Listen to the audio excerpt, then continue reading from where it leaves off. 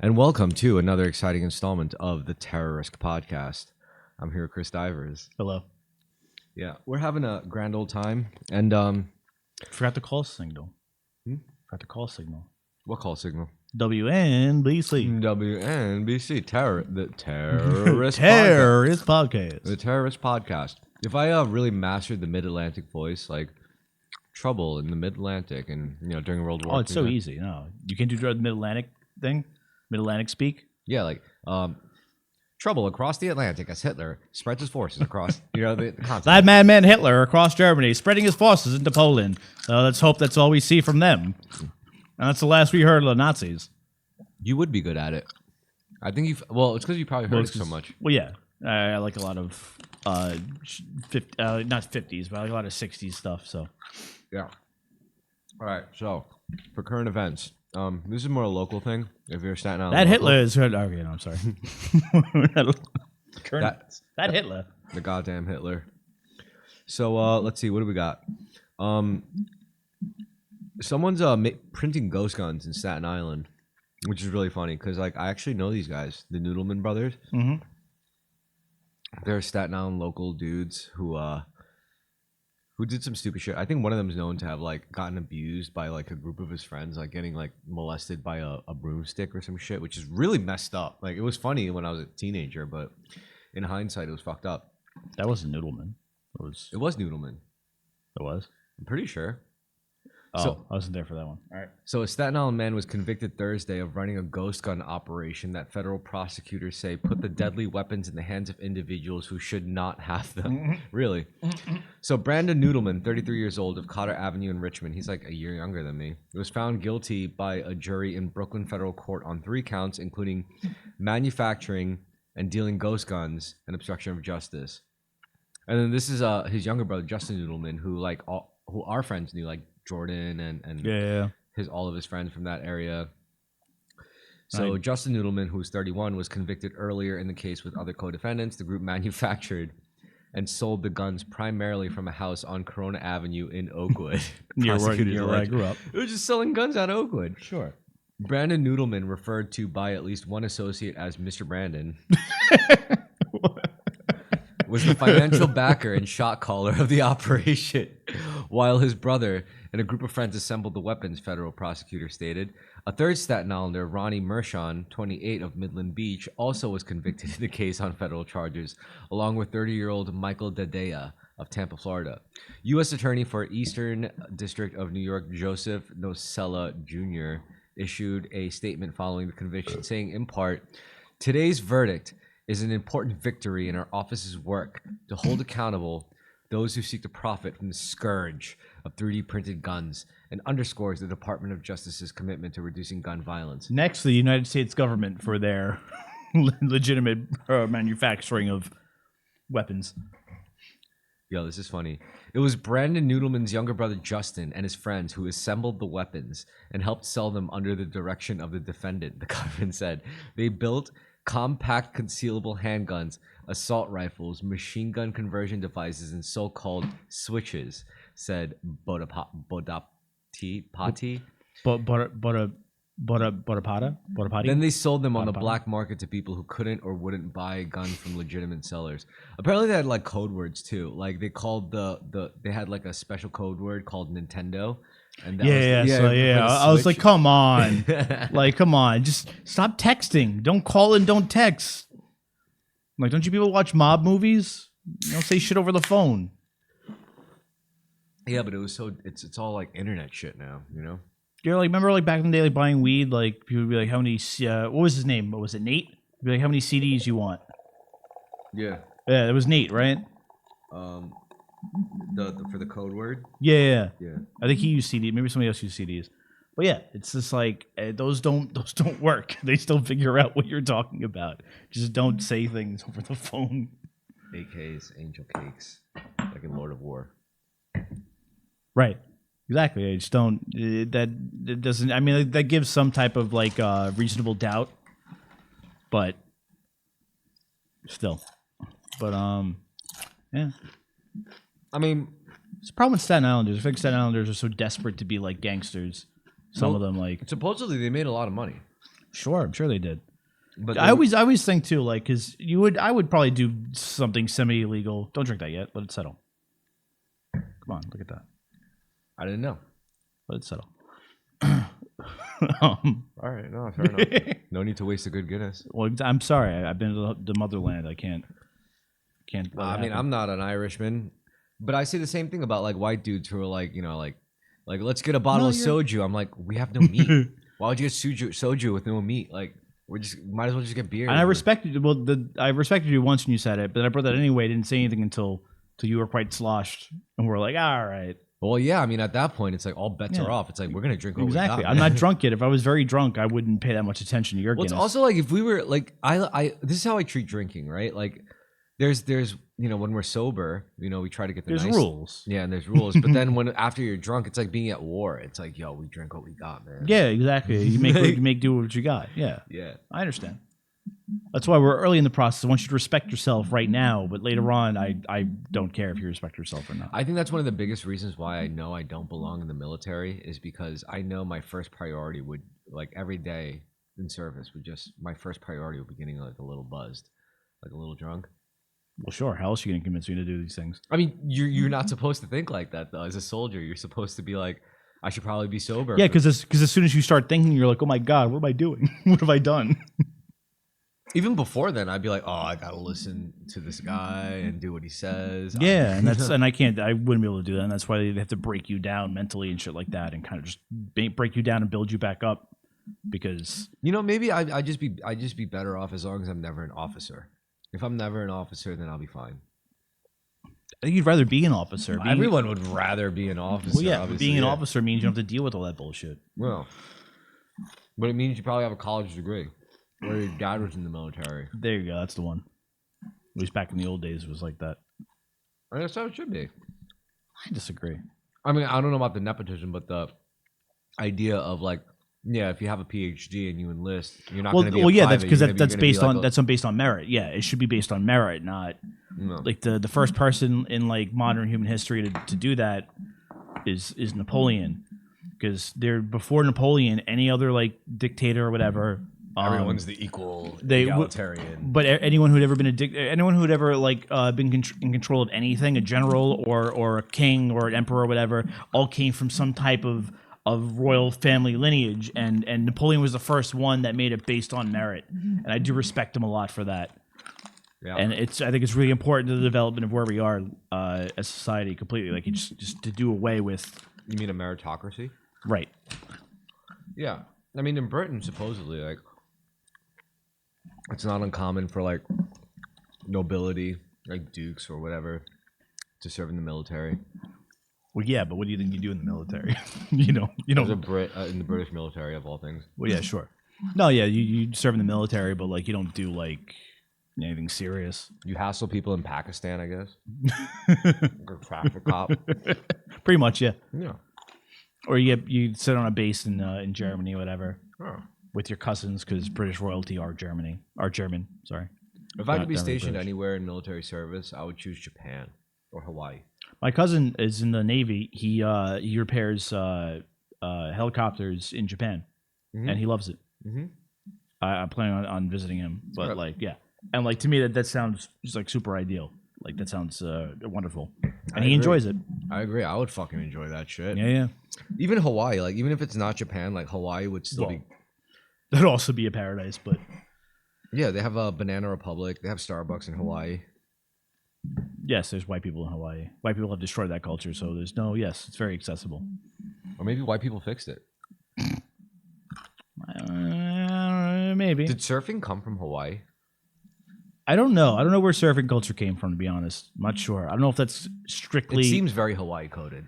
It seems strictly a Pacific Ocean type of thing. So like it had to be California. Like it, I feel like it was an American thing, surfing. When you think about it, because like surfboards. Boys. Well, yeah, surfing culture like built out of that. I feel like that was a West Coast California type of thing. I don't know if it was Hawaiian, like Hawaiian, exactly Hawaiian culture. I'm not sure. The Hawaiian roller coaster ride. What's that? Surfing. Oh, sure. Abiki my lohi lohi.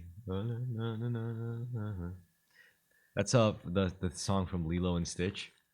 Oh shit, is it? Hawaiian roller coaster ride. Ah, beaky my lohi lohi. Fucking good movie. Yeah, they apparently they commissioned a children's choir from Hawaii called the Kamehameha Children's Choir from some school or whatever. Strange to name a children's choir after a dead king that was overthrown by the American government. King Kamehameha. Yeah, Well, yeah. this King Kamehameha the second. Yeah.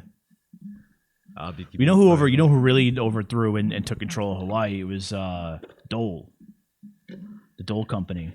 Really? Oh, Yeah, bananas? yeah. Like yeah, the yeah. banana people? Yeah. I'm serious. Absolutely. Yeah. The Banana Republic? That's where the term Banana Republic comes from. Is from how the Dole Company pretty much took over Hawaii and Hawaii's government and politics. Yeah, I mean, that's why it was interesting, like going to Hawaii and you see like Banana Republic shops there. It's like, oh, I could literally I could go to Hawaii. We've come full circle. And you could dress the part. You know, I've always like I've had funny thoughts about. First of all, Banana Republic is done. I never see. I was about to say too. I don't think I don't. Banana Republic is I not haven't seen a Banana thing Republic anymore. in years. But the aesthetic was really just like I'm like the Are you a white, colonizer? I'm like the white accountant of a cartel boss, you know, or something. Right, yeah. That's the whole style. Yeah, Like, 100%. like this is when I have to go out to Cuba and I have to dress comfortably to Yeah. go see the colonizer that I represent legally. Yeah. Yeah. Honestly, like I had some Banana Republic stuff. Like I had a belt. It was way too expensive for a belt, but it was Banana Republic, you know. I don't ever owned anything from Banana Republic. I really grew up with. I've never been a brand name type of person. Banana anyway. Republic is literally just Fancy Gap. Yeah, It's Fancy Gap. I don't even like Gap. I mean, Gap is working man's Banana Republic. Fair enough. Okay. Yeah, no one likes that shit. I mean, people like Banana Republic if they're like rich snobs, I guess. Well, yeah. I mean, there's people who. I remember my cousin was telling me how, like, growing up in Missouri, kids, like, their whole thing was like, oh, like they were very brand oriented, like that your clothes had to like be from a certain place, certain brand or whatever. And then he would come and hang out here in New York in the summer, and he would realize that people Everyone's just a didn't. dirtbag. Yeah, everyone just dresses like the fuck they want. It's more about expressing yourself, not about how much is your clothes. I mean, there's cost. still brand whores here. yeah, but sure, it's not sure. the same. Like, if anything, the brand whores are next level. They're like, oh, They branding live in is a bad. different part of society where it's just like, yeah, they live in their own bubble. Or it's like, yo, brand name, ew, I want custom. You know, that's the real way. No, I want decent material for as cheap as I could possibly find it. Well, yeah, that's exactly what I'm saying. It's like, imagine like instead of paying like thousands of dollars for a Gucci jacket, you could literally like. I was gonna say you could go to Chinatown, but you could apparently it's cheaper to fly to Italy to look for one of those like old dudes who make jackets out of leather, same quality, Yeah. literally a fraction of the price, Sure, yeah. and Yeah. it's probably like way cooler. You I know, found like- I found a website that rudely interrupted. All right, good. No one can tell here that I'm wearing a schmedium. Yeah, I was actually gonna get an order of Terrorisk hoodies, all sorts of sizes. I need to get them for itty bitty girls. I need to get them for big boys. I need to get them for tall men. I need to get them for short men.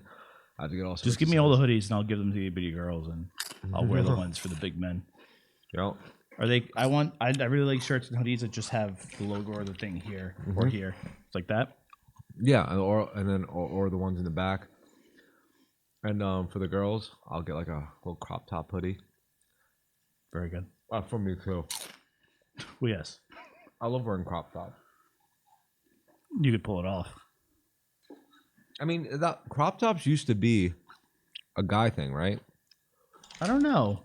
Did it? I mean, Yeah, in the 80s, I think. well, it was like exercise clothes in the 80s. But I feel like that was just a way of like being an asshole and showing off. Guys wearing like, well, I mean that's what guys did in the 80s. They wore their sister's jeans. They were like, it looks better on me It anyway. was true. And it was like, oh, are you wearing like baggy pants? You must be gay. Yeah. I mean, being a hair metal guy back then, it must have been tough. You have to spend so much time like, Looking like a woman just to get laid. yeah. Meanwhile, the women were just like, I do love the one thing I like about the 80s women is the big hair. I do love big hair. Otherwise, they didn't understand. They weren't versed in the ways of big butts, which is a shame. Have you ever watched the music video for Sir Mix-a-Lot's "I Like Big Butts"? Yeah. There is not one big butt in that entire video. I promise you. Watch the whole thing. There is not one. Well, yeah, butts were different back then. I know, and like, but it just upsets me. Yeah, no. To your point, there was this really funny tweet that I saw that literally speaks on this, and it's like so fucking funny. I just have to fucking find it. I liked it when I did it. I'm sorry? I liked it better when I said it. Said what? What? It was something about the butts back then. It was just so fucking. How does he always know where the camera is? Who, Mochi? Yeah. And the screen. He's just a bad boy. He's a big bad boy. He's a bigoted boy. Bigoted boy? Yeah. That's what he does. Fuck, I think I'm so close to it. I like the way you work it. No bigoted. I don't know where we're going with that. What are we searching, boy? I don't know. Can I find it? What is it?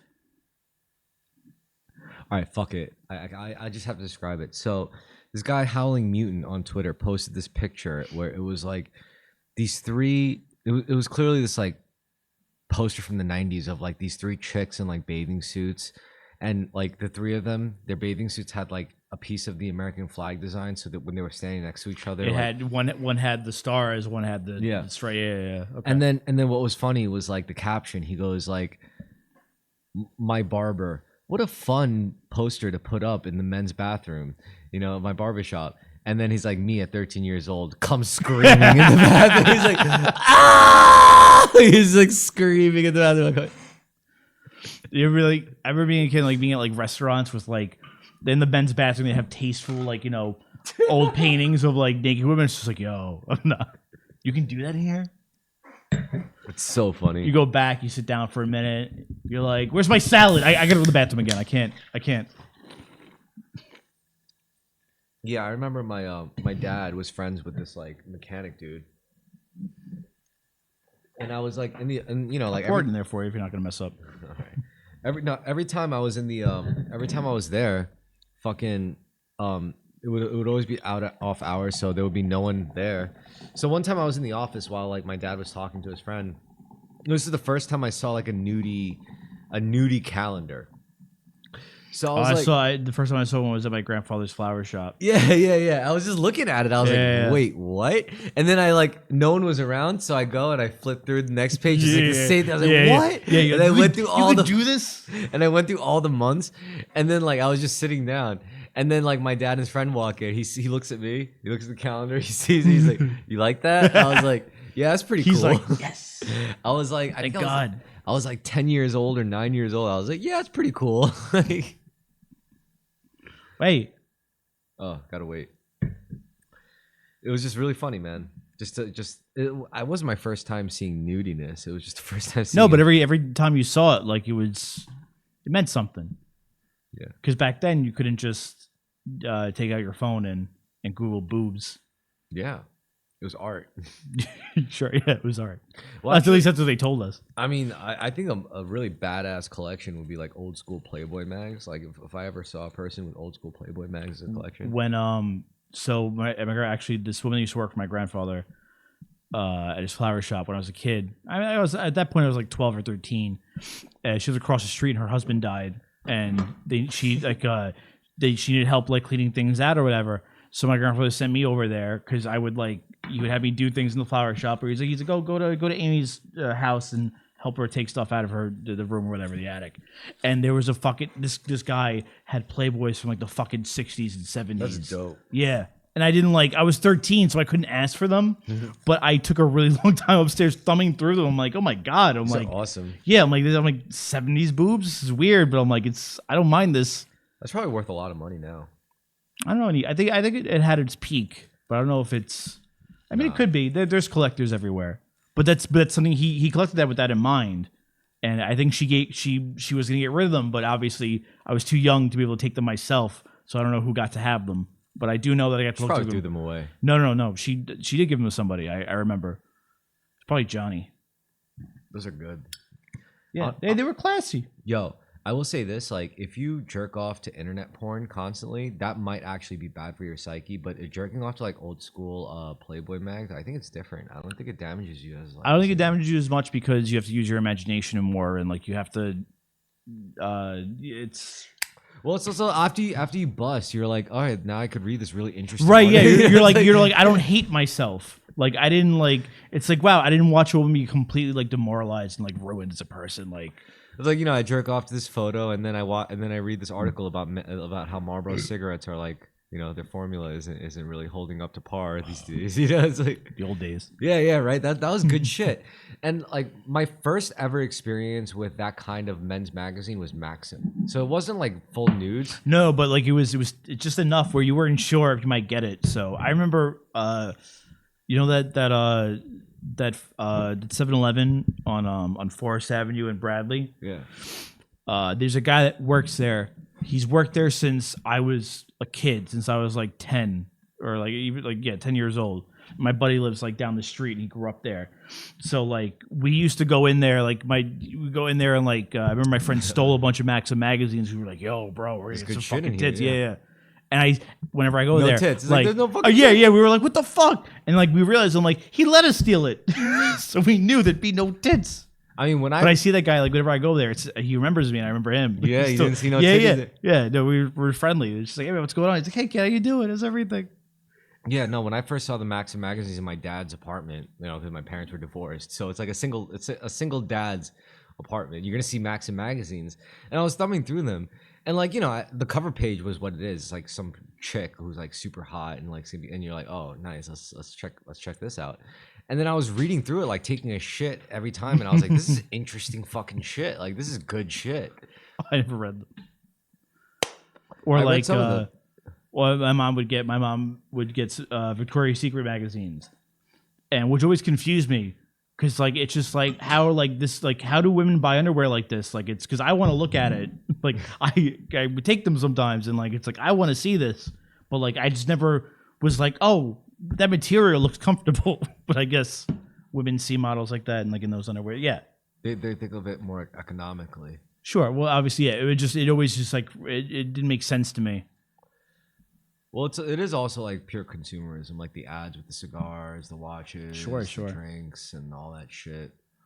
The one of the most uncomfortable things in my childhood was like when my mom had she bought a lot of her stuff from Victoria's Secret. So the Victoria's Secret in the mall, like she would have to pay her credit card bill off there because she had a Victoria's Secret credit card. So we have to go there once. Yeah, so we have to go there once a month to do that, and like it would just be me standing in this women's lingerie section, looking around like it's like am I gonna be in trouble?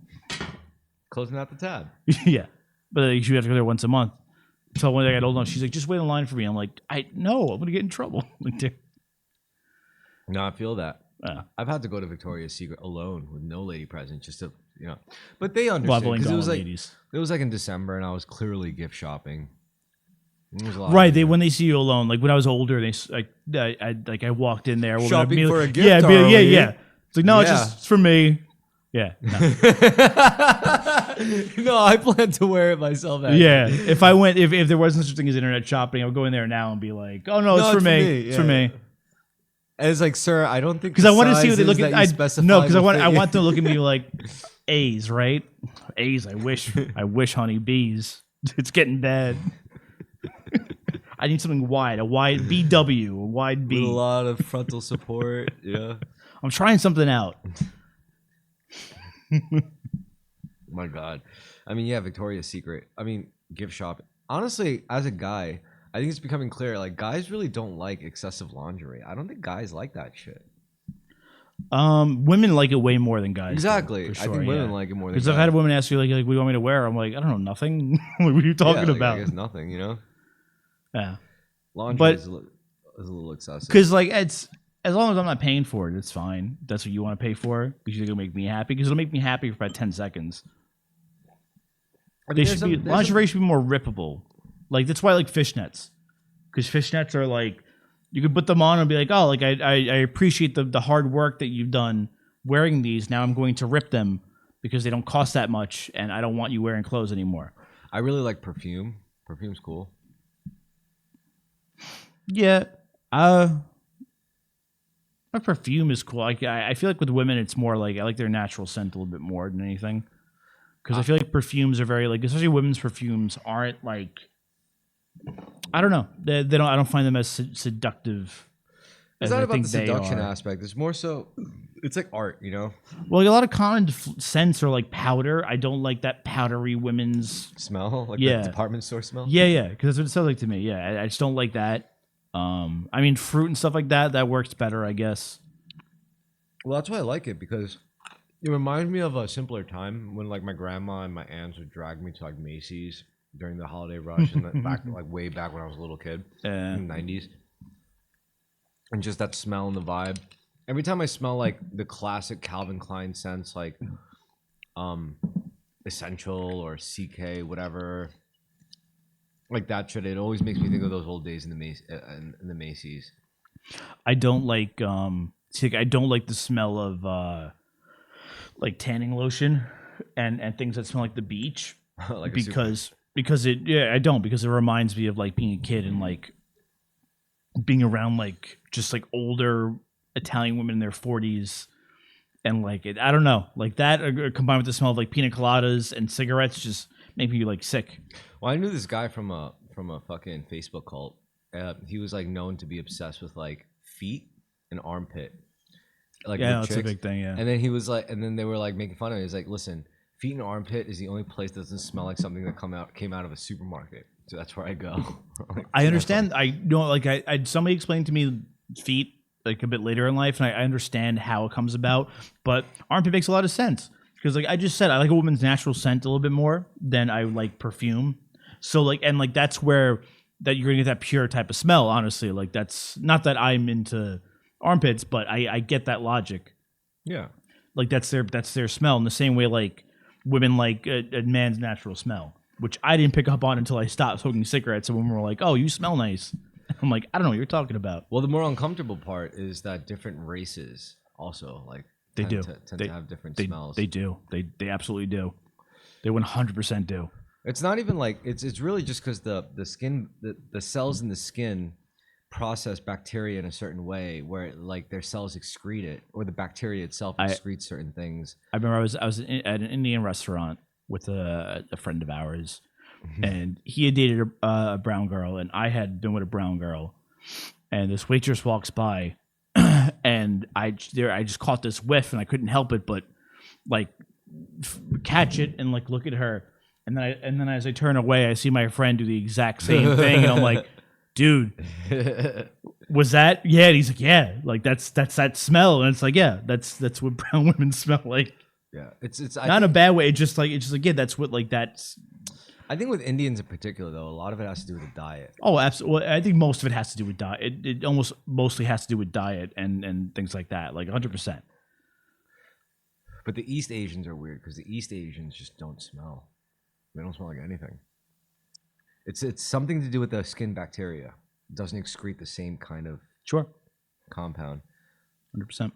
So East Asians are kind of I mean, every once in a while, like there's exceptions. Every once in a while, you get a smelly East Asian. Yeah, but usually it's not that they smell good even or bad. It's just they don't smell. Like they just don't have. It's just neutral. Yeah.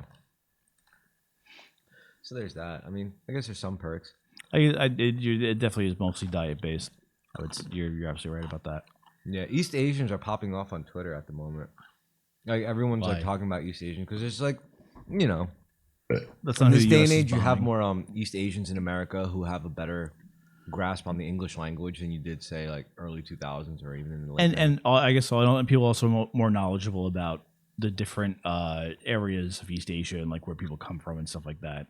Yeah, I remember someone was like making like this white dude, like an alt-right white dude was making an analysis about being like an Asian American guy. And I was like, You know, being an Asian American guy is a lot like Or Amasian. it's like being a white guy. The only difference is like you think twice before sending a dick pic. You know. Because you can't be like, oh, this is a bad angle because you've taken it at every angle and you're like, this is it. What am I gonna do? I just gotta go. I just gotta let it hang. There's no way around it. You know? You're just like, maybe if it looks clean, she'll like that. I don't know. I mean, the stupidest thing I did was I think I was like 21 and this girl was 18. We met at a rave, and she was Oh, is like, that what I think it is? the Polish girl. Came Yeah. out. She was like, send me a pic. I was like, okay. Like a funny one. So I got naked and then I took a cowboy hat and hung it on my penis. Oh, that's good. Yeah.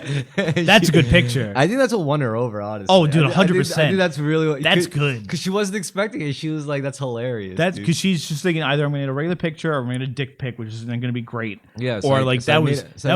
Yeah, that was good. I saw it in a movie too. I was like, that's hilarious. Like that was good. I remember a girl once, she sent me because we were like the early parts of talking, and like she sent me a picture of like her like in a bathing suit, but not at like the beach, like in the bathroom, because it was early, whatever. So I was like, all right. I was sending one back to her, and like what I did was I wore a bathing suit in the shower and took a picture of that, and I don't know if it didn't really go anywhere. Honestly, it didn't work. I don't like doing the nasty in the shower. I don't like it. I'm not a fan. I don't love it. It's not my favorite thing. I mean, it's fun. I like it. I don't like it. It's very, because you know what it is? It's very, very, very intimate, and like it's not unless like, we've been together for a long time and you want to do that. That's fine. I was with an ex that did oral in the shower, and she said it felt like getting waterboarded. I was like, yeah, that's actually apt. That's what I enjoyed the most actually about shower sex. It's like waterboarding. Yeah. Well, because it's just it's as long as you're in pain and uncomfortable, I'm happy. Oh, sadism. I guess it's if you're masochistic in like regular life, you're bound to be more sadist in private life. For me, it's the opposite. I think I'm more sadist in like external life, so I'm more masochistic in private life. Oh, I found that with women, like the more like aggressive and domineering women are like publicly, like in conversation with like regular people, the more submissive they tend to be like with everything else. Yeah. The yin to the yang, the yang to the yin. I agree with that. Like I am not an overly aggressive person by any means, but I am very aggressive, much more aggressive in that sense. Yeah, I wouldn't say I'm aggressive at all. It's just for me, it's more aggressive. Just not. I just mean like I'm not into the being domineered by at all type of thing. But I'm not like a guy who's. Well, I'm not somebody who's constantly worried about like my masculinity. But that's and like constantly unnatural, trying to, even like the idea of like the femdom. I mean, look, I'm not. If you're into that, that's fine. I'm not gonna knock it, but it's not really like the default in nature, I should say.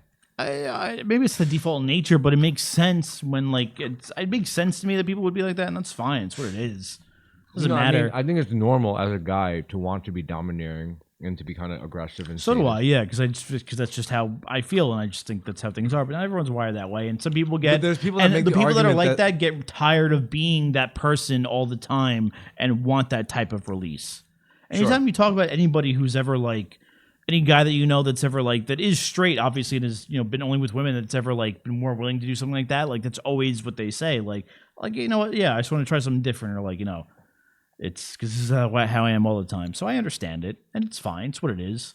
I would never shit anyone's sexuality. I don't think I would ever. Yeah, you're right. Even if I disagree with a person's sexual practice, I disagree with you, but I'm not. For me, it's like if I really really disagreed with a person's sexual practice, I would never be like, I forbid you from doing it. To me, I would be like, you should keep doing this until you fucking finally get sick of it and realize how stupid. But that's probably also part of it is what it is. Like, and I'm sure like if that was the norm and they could get that all the time, like they would get sick of it. But that's what it is. Is I feel like it's the fact that it's like kind of forbidden or not the norm.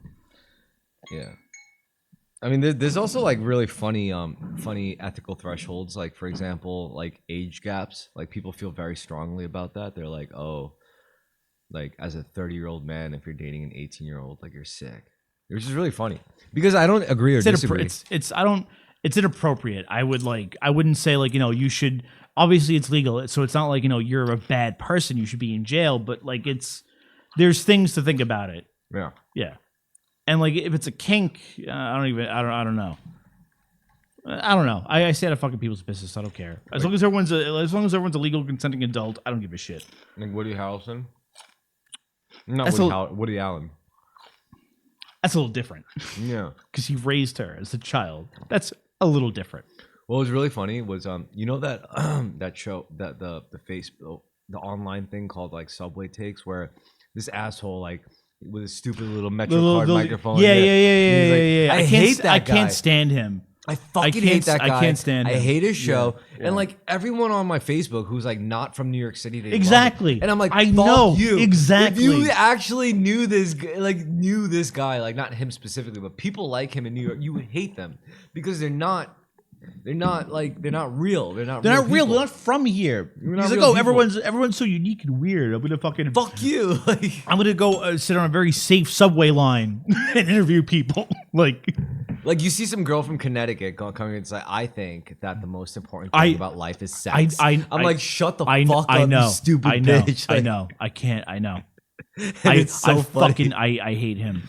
And the one video I liked from that thing was just like this crazy looking dude with a beard, he's like a bum or something, and he was like, my Subway take is that I think Woody Allen got a bad rap. And right away the guy's like, all right, we got to end this right here. Like I was like, this is the only one I like. This is so funny. Because it's real. Yeah. Because you would get a retard from New York who's like, I don't think he did that. Yeah, because if you actually interview people that fucking sat in the subway, you get some shit you didn't want to hear. It would be that. It would be some guy like, I don't think Woody Allen did That's what I'm saying. Like, he fucking like, oh, I'm gonna take a really safe fucking subway line and fucking ask these other fucking transplant hipsters what they think. Like the 4 or the 5 That's what Oh yeah, I'm gonna hit an express train. Like, no, get on a fucking local and talk to some weirdos. Take the 7 train, fuck's sake. Yeah. I could tell from the seats that I could take tell a fucking letter train and fucking talk to people in the middle of the night. Do that, asshole. Take the A train. Fuck's sake. Take the A, take the R, take the fucking what goes to Coney Island. The end. Oh my god. The end. Yeah, yes. Take the end. Don't talk to me until you've done that. I hate that guy. Oh, he sucks. I hate all those people. This is why I want to say Farouk. I feel like Farouk is trying to lean towards that kind of like comedy. Well, he moved to Bushwick. That's exactly I know. But those are the people that are in charge, and like I get it. They're not anymore, though. They're not anymore. No, things are slowly shifting. They are. Yeah, they are. And I don't think it's good either that it's shifting. Like I don't think the side that's gonna take control. I don't think they're good either. I think it's just. So everyone just gotta collectively like just admit like we just gotta try something like really. We gotta try being funny instead of just saying what everyone wants us to say. I mean, there's some transplants that I think are really good. Like I like Nick Mullen. Nick Mullen is like the dude. He's a cool dude. I don't know. And I've seen some things where like I told you there was one thing I saw him do you, but just not from New York. You know. Yeah. He's just a dude. He's just a dude. Yeah, that's what I'm saying. I've seen some things where I'm like, he seems fine. He doesn't bother me. I don't know that much about him, but I mean, I hear the shit he talks about. He's like, yeah, sometimes I just want to like quit podcasting and just make a YouTube channel, like talking about how to fix my $900 coffee maker. And I'm like, yeah, me and my friends would get like a $900 coffee maker. Yeah. It's extremely accurate. Like on one hand, he'll talk about like how like Indian people smell on an airline. The next minute, he's talking about like, yeah, you know, the 40-inch TVs are actually pretty shitty. You want something, you know, like more like on the range of, you know, like yeah, I get that, you know. He's absolutely right. Yeah, he had some funny bits, and like he was he won people's hearts because, you know, he was a dude from out of state. But he had to go through this shit. Like he would talk about, he's like, yeah, it was bad, man. Like I was living in like a Canal Street apartment, like a Chinatown apartment with like 5 different families. Yeah, we exactly. all had to share a single bathroom in the hallway. And he was talking about how like that's why I don't dislike him. It's because I'm like, oh, he actually has done those things. He knows all these weird stories. Like, yeah, I met this weird like Asian American lady, and she like wanted to fuck me, and it was weird. Like, I'd never seen her before in my life, and she was clearly crazy, but I was kind of crazy too, and kind of drunk, and like I had nothing else going on in my life, and I looked like a bum, but she just kept talking to me, and I was like, I've been there. I've had that happen. Yeah. I've fucking been there, man. Yeah, I love it. Yeah, that's more. That's and, like we ended up having sex in like a bush in the park, and it wasn't good. Of course, that's the best part. You say it wasn't good. Like, yeah, I was like obviously, not, yeah. But Yeah, we were on the water. We sat on the bench, and like, it wasn't. Yeah, it wasn't good. it wasn't good. Yeah. Yeah, see that's okay. Like there's some transplants that are all right. Like they do integrate, 'Cause and they they get it. understand, they get it. Yeah, but for the majority, most of them do not. And then there's the other ones that talk about it's like, oh my god, like I was with my girlfriend and she just wouldn't stop talking about like Beyonce and whatever.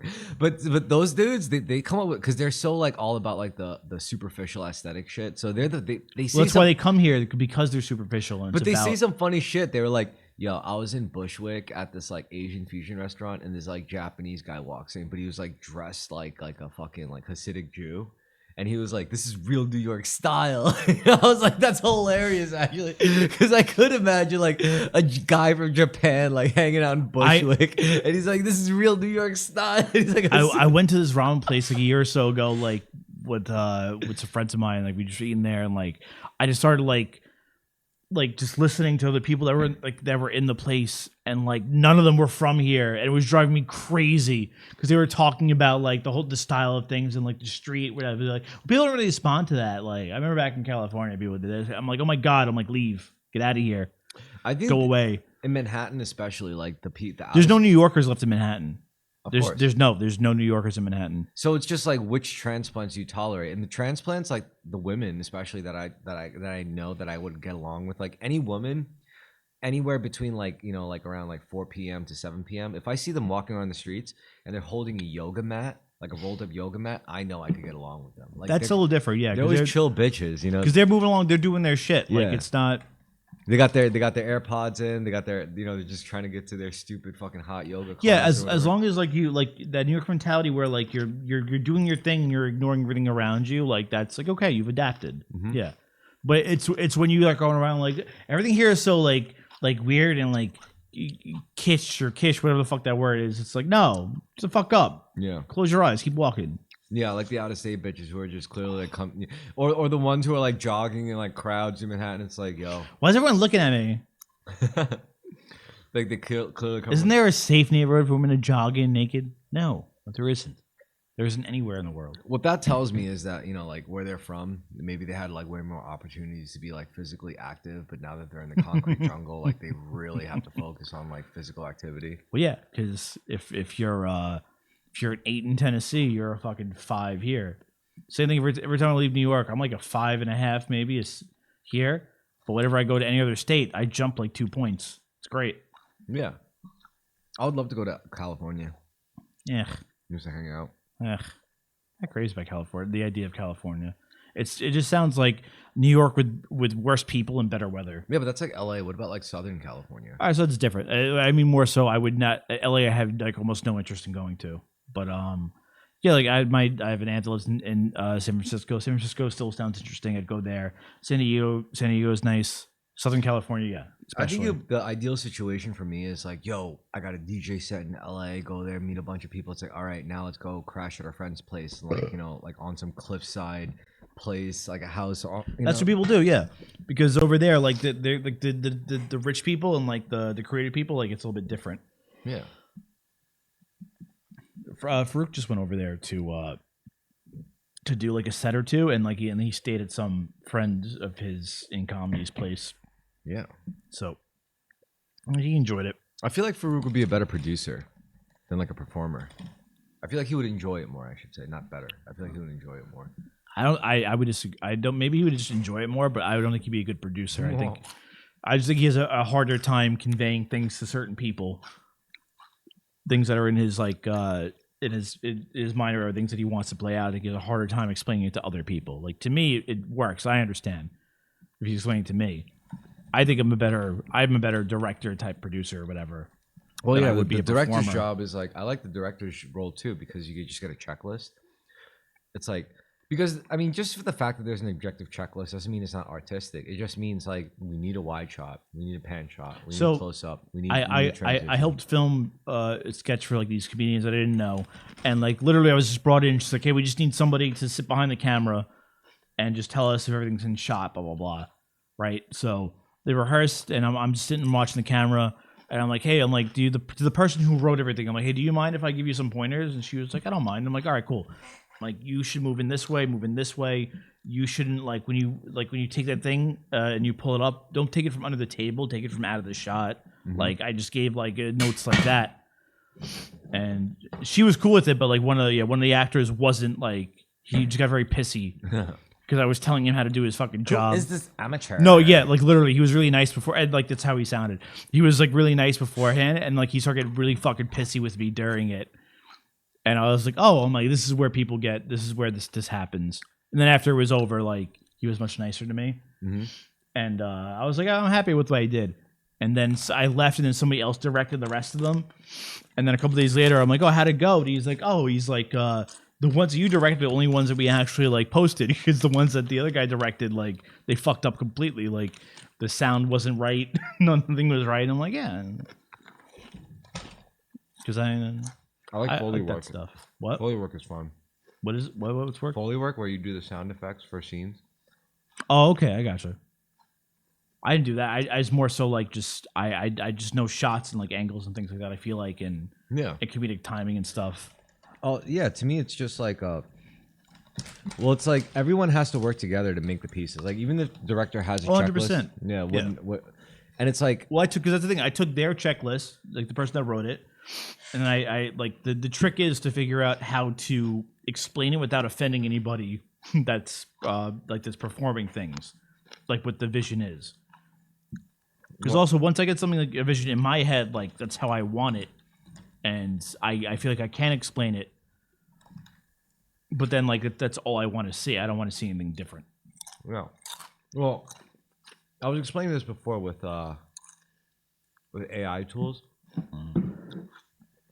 I was explaining how the danger of AI tools is that when you do anything creative, make a dish, write a song, make a movie, make a painting, whatever, there's this phase of creative latency. So you have a vision, and then there's the output, but in between that, there's this whole point of getting there. Mm-hmm. So it's when you make, for example, when you bake a cake, you may have a vision of how it's supposed to taste, and then you bake it, and it doesn't taste how you thought it would, but it tastes better somehow. That's part of the, because in between, anything could happen. Right. So I think when you have tools where it's you just right away get the result, there's less of that. So it is dangerous in some ways, but it also means that if everyone has access to expert tools, then it's we all there's no skill gap anymore. Then it doesn't. Then it's who's got the better vision. It's really you have access to everything. You try to make all this, and you just make dull shit about this boring shit. You could do anything, and this is what you choose to do. Well, that's a big problem with Marvel movies, is how they're all shot the same way. There's, we were just watching Private Parts. I told you that part with Paul Giamatti, Pig Vomit, when that Dutch angle happens. You know what a Dutch angle is? Dutch angle is when the camera is at this angle. Uh-huh. It kind of comes into you, and the point of a Dutch angle is to show you somebody being uncomfortable, and that's what was happening. You saw shit was rolling in his head, and that's why they had that Dutch angle going. And Marvel movies don't shoot things from different angles. They don't move the camera around. A lot of big Hollywood movies don't move the camera around anymore. Yeah. And they also would it's exactly what you're saying, where the in between process is gone. It's muddled. If everything like that is streamlined, there's very little change, very little ways to stand out, very little ways to be creative. Mm-hmm. And because as things change, somebody writes something, then somebody directs it, sets it up, and then somebody acts it out. And then, in each of those stages, you could sprinkle a little something into that makes it unique. And when you cut one out like that, it's very sanitized, and it's just not unique, and it doesn't stand out. I'm trying to think of the last truly unique movie I saw. Truly unique movie? Yeah, of a new kind of production, Shit. So you say that? And you're right, but there's a movie I could think of. I go to The Lighthouse. That was pretty novel. I love Robert Eggers' fucking filmmaking. I love his directing. That was pretty novel. Yeah, Lighthouse is awesome. Northman was good. Again, Robert Eggers, everything he does. You saw Nosferatu too, right? No, I didn't catch that one. No, yet. oh, it's good. Yeah, I bet it's good. Oh, it's really good. But a fucking Lighthouse, like just the way it's even more than just like the way it's shot. It doesn't use it's not 16:9 or whatever like what we use now. It's like the old style. It's like what's it 4:3 whatever that's called. It's like that.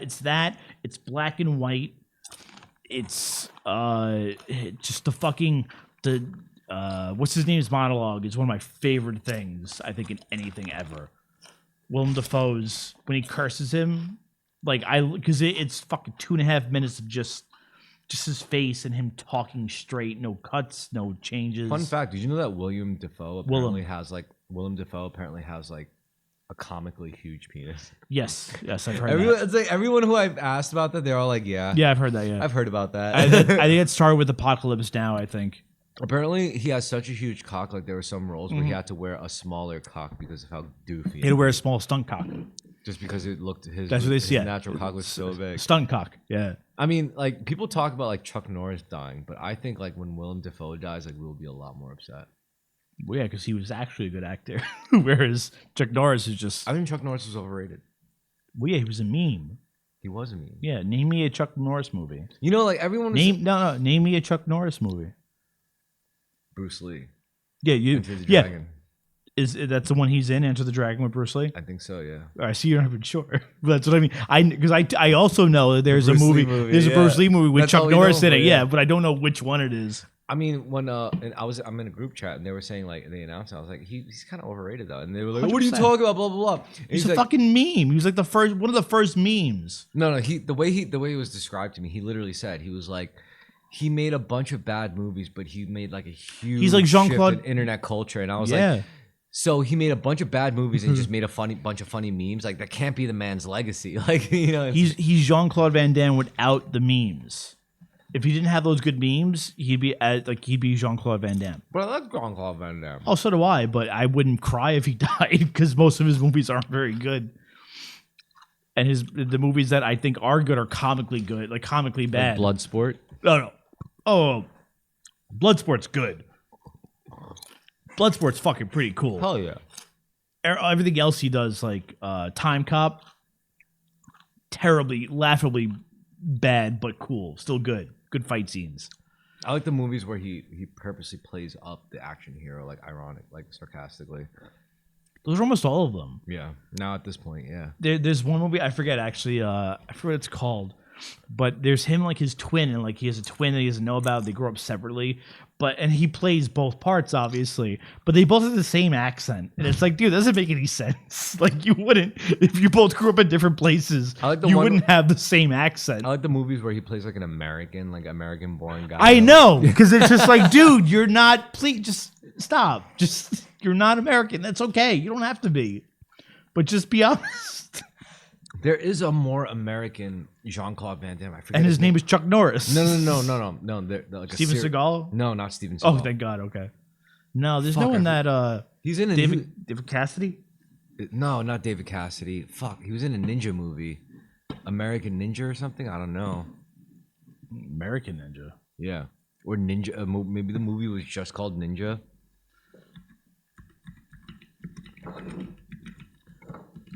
Action. Yeah. That'll really narrow the search. I think it is called American Ninja. Fuck, he had such like an American sounding name too. This actor, I forgot his name.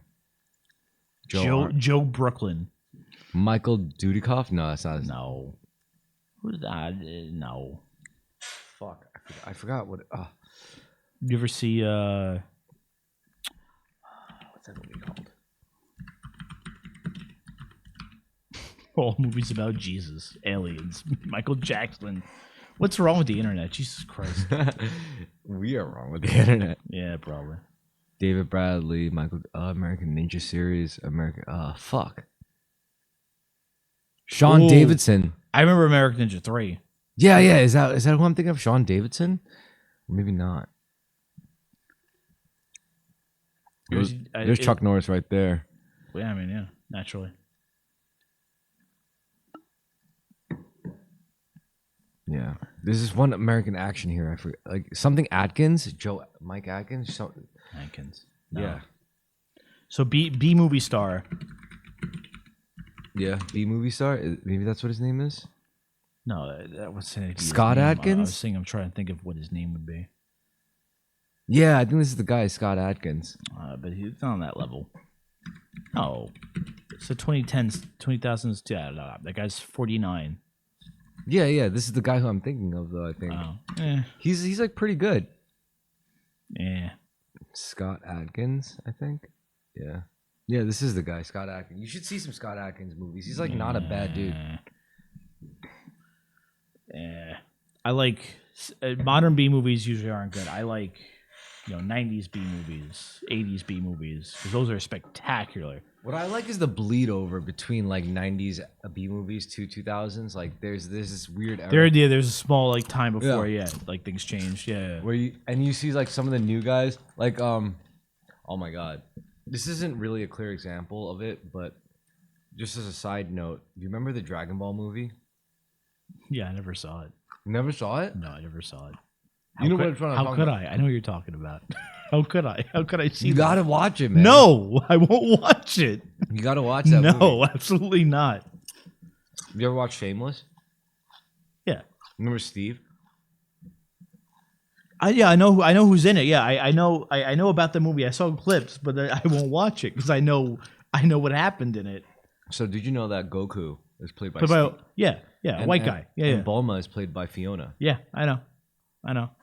Awesome. Sure. Yeah, sure. You gotta watch the movie. That movie was like the height of Hollywood, just being like, let's take this thing that people like and just fucking make it what we think is good. Yeah. Oh, yeah, no, I'll never watch that movie. You gotta watch it. It's worth the watch, man. I do not. All right, well, hold on. I want to take a quick recess. I want to wash my hands, get another Guinness.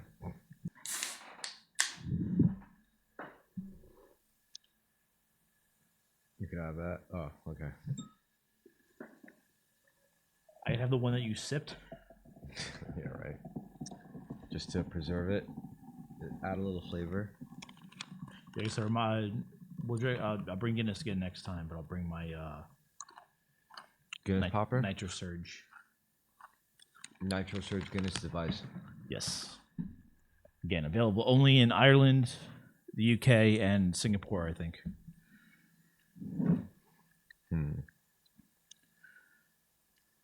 Well, at this point in the podcast, in part 2, I'd like to talk about God. Who? El? Yahweh? Hashem. Hashem? Which one? Allah. They're all different. Kami. Kami. That's good, yeah. The Aztecs call him Quetzalcoatl. Erin, the goddess of Ireland. Which Zeus or Kronos. one? So many. If you want to talk about the main god everyone thinks of, that's Yahweh.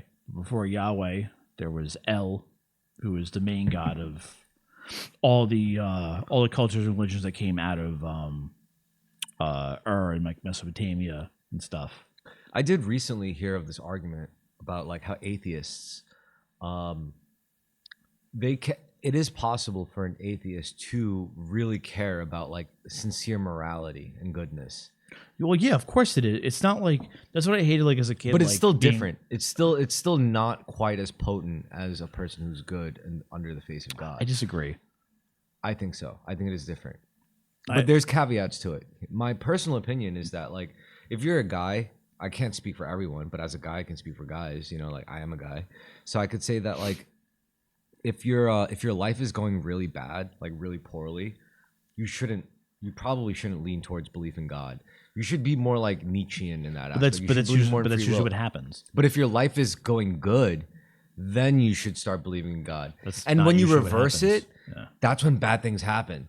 So it's like usually what happens is like life goes good and people are like, oh God, who needs God? You know, it's like everything's going good because of my own free will. And when life is going bad, it's like people can be prone to believe that, oh, God is punishing me, God hates me. It should be the other way around. It's like if life is going bad, it's like, nah, leave God out of it. It's your own shit.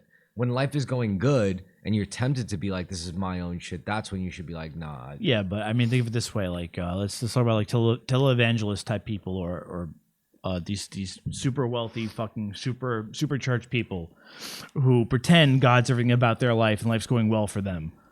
Like, do you think that's real? There's no like, because it's not real.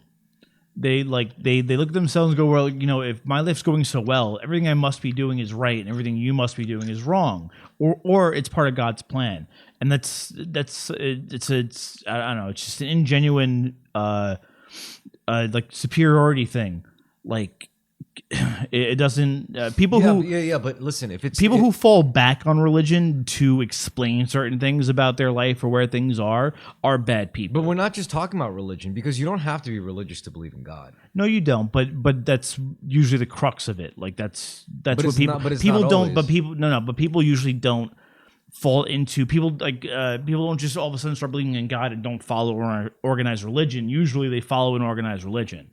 And obviously it's not everybody, but that's usually what happens. And that's how you get things like born agains and stuff like that. Like those are people who I feel like the majority of born agains and like every born again I've ever met will be like, oh, like, yeah, I was like this way, I was doing this, I was a bad person, and then I found God and things changed, and now I'm just an elitist piece of shit who will tell you that I'm better than you because I have God, and I will use God to explain every negative behavior. But all right, to explain every negative behavior, right? Yeah. But not to explain every positive behavior. No. Usually people are using God to explain every negative behavior, but they're not like prone to using God to explain every positive behavior. Because if you read the Bible, like being wealthy is not being godly. But that's what I'm saying. Yeah. It's like maybe when you if you get to the point of being wealthy, I feel like 9 times out of 10 people are less like, I am here because it was God's gift. God, I'm lucky to have being in God's graces to be able to get. Instead, they're like, I got here because of my own free will, because of my own power, because of my own shit. I disagree. I feel like it's the other way around. You know how many rich people I know that are literally like, yo, dude, I got here because of my own hard work. I pulled myself up. Who besides John Braun? Wealthy people. I shouldn't say rich, like as in like that rich, because John So, like, Braun who? is like disgustingly rich. But I have like family members, like extended family members who are doing well for themselves. But yeah, John Braun rich is like fucked up rich. So I feel like anyone we know is like doing well for themselves. People who are doing well for themselves aren't like, that's different. That's not like what I think what I'm talking about is people who are like disgustingly wealthy and But very I'm not well even off. talking about. First of all, I'm not even talking about wealthy. I'm talking about even for you and me. Like personally, if life is going good, life is going good. Because you're too busy to sit back No, and no, think. I'm just saying. No? Even if Okay. I do think life is going good, even a person, even anyone, regardless of who you are, can easily be like, life is going good because I'm just that smart, because I'm just that awesome, because it was all because of me in spite of everyone else. Whereas, if like life is going bad for me, I could easily be like, oh, life is like this because God hates me. Like that's unproductive either way. Yeah, 100%. Both are unproductive. You could easily fix that. If like for me personally, if life is going good, I'm like, oh, thank God life is going good. And if life is going bad, it's like, it's not God's fault. Life isn't bad because God hates me. Life is bad because of my own decisions. 100%. That's better. And that's why like I wouldn't be like, if things are going bad, I don't blame God. I don't blame an outside force. I look into myself and go, how do I fix this? How do I change this? Because I know it's everything that I do. And when I'm doing well, it's not like, if I'm doing well, it's not like I'm like, yeah, this is all me and God has nothing to do with it. And God, fuck that, whatever. Like, it's just not how you're thinking. I feel like it's not how I'm thinking, at least. No, I mean, no, it's not. You're not thinking in spite of like fuck God, but you are failing to be grateful to God. Not you specifically. I just I know that specific example. I know. It's a hard thing. I mean, because they don't teach us this. No one teaches us in school, because like no one teaches you or tells you that, hey, like most of your life you're just gonna be struggling to survive. No, and you're not gonna have time. No, what they don't teach us is to be grateful. Like public school never taught me how to be grateful. To be grateful to who? How's public school going to teach you how to be grateful? You don't have to be grateful. I went to like Christian school and Catholic school, whatever. Like they didn't teach you how to be grateful either, right? They did, but like, in what way are you just saying it? Because like they told me to be grateful, but like they don't. Let's break down gratitude, like itself. Like gratitude isn't just the state you're in. Like it's not like randomly you just you just suddenly grateful. Like sure, but how do you show that you're grateful to God? I think it's like a sacred. You're right. It's like a sacred act. You go to church once a week.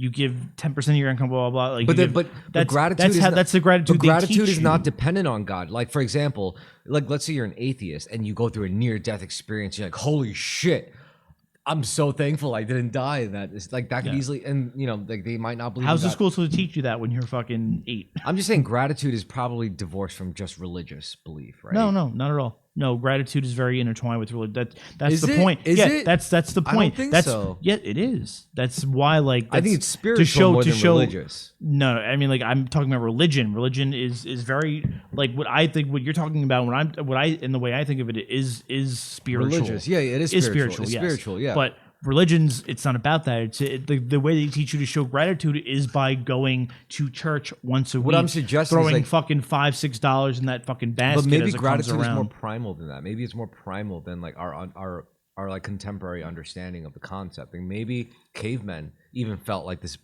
Maybe they didn't have the word to call it gratitude, but maybe they felt that feeling of like, oh, thank God, like that thank God feeling, like. Yeah, like, well, it's just I don't know.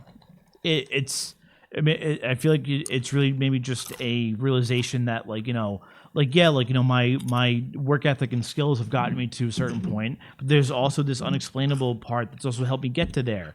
And you can acknowledge that and not necessarily know how to show gratitude to that part, because there's no way, because you don't, like, it's inexplicable, like, not like. Well, it's possible to tap into gratitude, like, objectively, logically. For example, if you use pure logic, you could easily say, like, none of us have to be alive. We just want to be. Yeah. And because we are alive, we might as well be grateful because we are getting what we want every day we're alive. Nobody has to be alive. If all of us died, if every single human died, it wouldn't really end the universe, I mean, like, it's if like, someone I knew, like, just didn't want to live anymore and they ceased to live, I wouldn't be upset. I'll be very upset. I'd be upset that I lost them. But the universe wouldn't care. Like, the universe wouldn't give a shit. Like, the universe would just keep going. I would be upset, but I would understand. But, like, I would understand it's not, like, it's not about me. Like, if you feel a certain way, like, I can't tell you that's not okay. That's not right, and that's what you feel like doing. So it's just like, I don't know. It's very very subjective. But I do know gratitude is conscious. Like, it's consciously accessible. Everyone can choose to be grateful about anything. Right, because I mean, like, you can't, like even if you're an atheist, like, even atheists don't, like, I don't think most atheists think, like, yeah, this is all me, I'm the greatest, I'm the best. Like, they acknowledge that there's things outside the force of their control that have helped them get there, and that doesn't mean God or religion, but that could just mean. But what I'm saying is, isn't it funny how atheists end up like contributing something that's godlike anyway? At the end of the day. Like, they call themselves atheists, but they still end up believing in God in a roundabout way. What is magic? What is religion? What is God? It's the inexplainable. That's what they all are. That's what religion and God have always been. When you didn't understand why it only rained a certain part of the year, how would you explain that? You'd explain it as, oh, the God of fucking of wealth or whatever, like a good farming. He only shows up X amount of time, and when he does, that's why we get good. We have a good yield. We have a good farm. But whatever. acknowledgement of it is important because it's one of the only concepts that could connect. Almost everyone acknowledges, but acknowledging it doesn't mean you mean, like, doesn't mean, like, you're accepting and, like, of a divine person behind it. Like, that is what we used to do thousands of years ago. That's why religion exists. Religion is what we would use to explain the unexplainable. Like, I feel like things are just very random and shit just happens. Like just because, like, and, like, in a religious sense, like, if you weren't doing well, let's say we're both Protestants, we're both religious people, and you're not doing well and I'm doing well, and I look at you and you're not doing well, but you go to church, I'm gonna be like, well, maybe he's not a bad person himself because he goes to church, but maybe one of his fucking kids isn't a good person. Maybe his father was a bad person. Maybe one of his aunts is a fucking prostitute. Sure. Yeah. What's wrong with that? It's his fault. What's wrong with that? Everything's wrong with that. What do you mean? Because that's negating your, like, what you put into things, like your part in things. Like, you could totally be a very a good moral person. But like to be a moral person and not succeed in business, does that mean you upset God in some way, or does that mean you just don't understand how to manipulate people? All right. First of all, I mean, you're right. Like, I'm not saying anything you're saying is wrong, but I just want to say the difference between the perspective of like what the only thing you're judging people based on, certain criteria. I'm judging people based on on the fruits of their labor, on the work they put into What things. I judge people based on, honestly, this is very unconventional. I'm not saying what I say is like the end all be all, but personally, what I really judge people based on, which I realize not a lot of people do, I only judge people based on how much they complain, which is significant to me because I've met people with a lot of money who complain all the time. I've met people with no money who have no complaints. So it's like, who can I say is really? Because either way, they're both going to be dead at the at the end of their stories. Sure. So no matter how we live, we still all die at the end of our story. Like we know how our stories end. So that being said, it's like to me, I can't judge you based on how much money you have, what position you're in society, your rank, your status, or whatever. What I can judge a person on reliably is how much they fucking bitch about it. That's the only thing I could judge a person on is how much you complain. I cannot judge you like whether you make more money or a lot or little money. You could be very happy or depressed either way. What I can judge a person on is how much they fucking bitch. Yeah, and that's like a big thing. That's the only reliable thing. 100%. No, that's very right. Reliably, like yeah. That's just the way to say like what I was saying, where like I would judge you based on the amount of effort and work I see you put into things. But like how much you bitch about them is equally as good because it's because you'll see people who do not very little work but don't do much work and get a whole lot out of it but don't get as much as they want out of it and they complain and that's just when it affects it's like us, dude, yeah. like you're not working that hard. Meanwhile, there's dudes that are like doing way too much and it makes you feel bad. And you're like, dude, what are you doing? And they're like, because I'll tell you, I make a living, but I am not working that hard, and that's why I do not complain about the things I can or cannot afford, because that's fucking stupid. Hell, if I wanted better, I should work harder. So But people on all spectrums of the economic brackets have this tendency to complain. Sure. And they view life very differently. Yeah. Which to me is, I just make a point not to complain about things to people. Like I just really don't. So I don't. Yeah, I don't complain about things I think are unnecessary. And that's a very rare quality. Because I'm not saying like I'm special for not complaining, but I look around and I just see a lot of people complaining. There's a way to talk about things and just to talk about what you do and because that's normal. I feel like it's not everything's easy or whatever, and like that's how you express things, whatever. You talk about the difficulties of doing certain things, but there's just people who are doing so well that are absolutely miserable. There are people who make fucking millions and millions of dollars going, can you believe I make $10 million and the government wants to take 3 away from me? It's just like, I think when I see people who are getting better at life, it's not that I see them making more money or making less money or wanting more shit or wanting less. It's the people who I see complaining less as the years go on. Because they'll be miserable no matter what. Yeah, but the people who I see like complaining less, regardless of whether they have less shit or more shit, the ones who complain like less and less, I feel like they're the ones who get it. Yeah, because the idea of wanting more and more and more and more, it's very capitalist and it's very American. That's that psyche that they build you into. But and that's how they abuse us and use us and just fucking drain us of all our life energy. Yes. Whereas honestly the key to life is to find a way to just be fucking satisfied and happy. Grateful. Great. Yes. You're right. That's another word for it. And that's absolutely right. Yeah. Gratitude. I need all the money in the world. Do I want to, would I prefer a certain amount of money to not worry about certain things? Yes. But I know there's a place I would like to be and I would be happy in that place. Yeah. And there are people who they don't have that happy in between. They don't have that happy place. They just need more and more and more, and it's never enough. Well, because gratitude is becoming literally just this foreign alien concept now. And who takes more? Is it the people who make less and can't afford certain things and get benefits, or is the people who make more and the most and just want more and aren't happy with how much more they have and are upset that there's people who are happier with less than they have? Yeah, there's people it's like that. It's a fucking ladder. There's definitely people like that exist. Yeah. I mean, I feel like it's the majority of people. For sure. I mean, gratitude is like it really does come at a premium. People just forget that it's like it's a free thing. It's on you, like type of the. That's really what it is. It's a sacred act. It's on you. It's not just a state, it's also an action, it's a decision. Gratitude is literally it's absolutely a decision. So this is why I like to make a point of like practicing gratitude. You know, like I've literally been trying it out in my life where people, you know, every day they would ask, well, on the days that I would see them, they would ask me, they would be like, "How you doing, man?" And then I would say the same thing every time. I'm like, I'm just thankful for every day. And some people would get really like put off by that answer, or they would like chuckle and they would be like, really, you know, incredulous about it. And I'm like, no, I'm dead serious. Like, I mean it. Like, I'm grateful for every single fucking day. Yeah. And like, I know the potential effect that could have on people. Like, some people would take it as like a gut check. And I'm like, I don't care anymore, because they should. People should start taking that as a gut check. Like, if you do come across a person who's genuinely, legitimately thankful for every day, it should make you feel a type of way if you're not.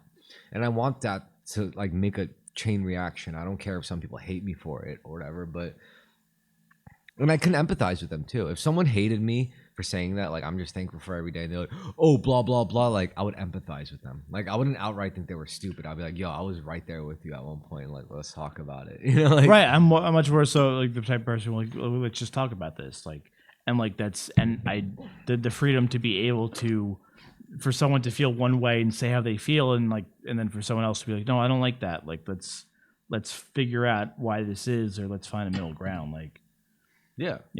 No, everyone should be able to do that, to say how they feel and argue it. Yeah, and it really does also boil down to like who's complaining, who needs help, and who doesn't. And remember, it's subjective, because again, we have people who have like everything, and they still feel like the whole world is against them, and they feel like it's the end of the world. Meanwhile, there's people who have like nothing, and they're like, hey, I'm content. You know, like I got my church, I got my temple or whatever, I got my community, I got my family. I got my family, and like I don't have to. I can afford what I want to afford, and that's it. Yeah.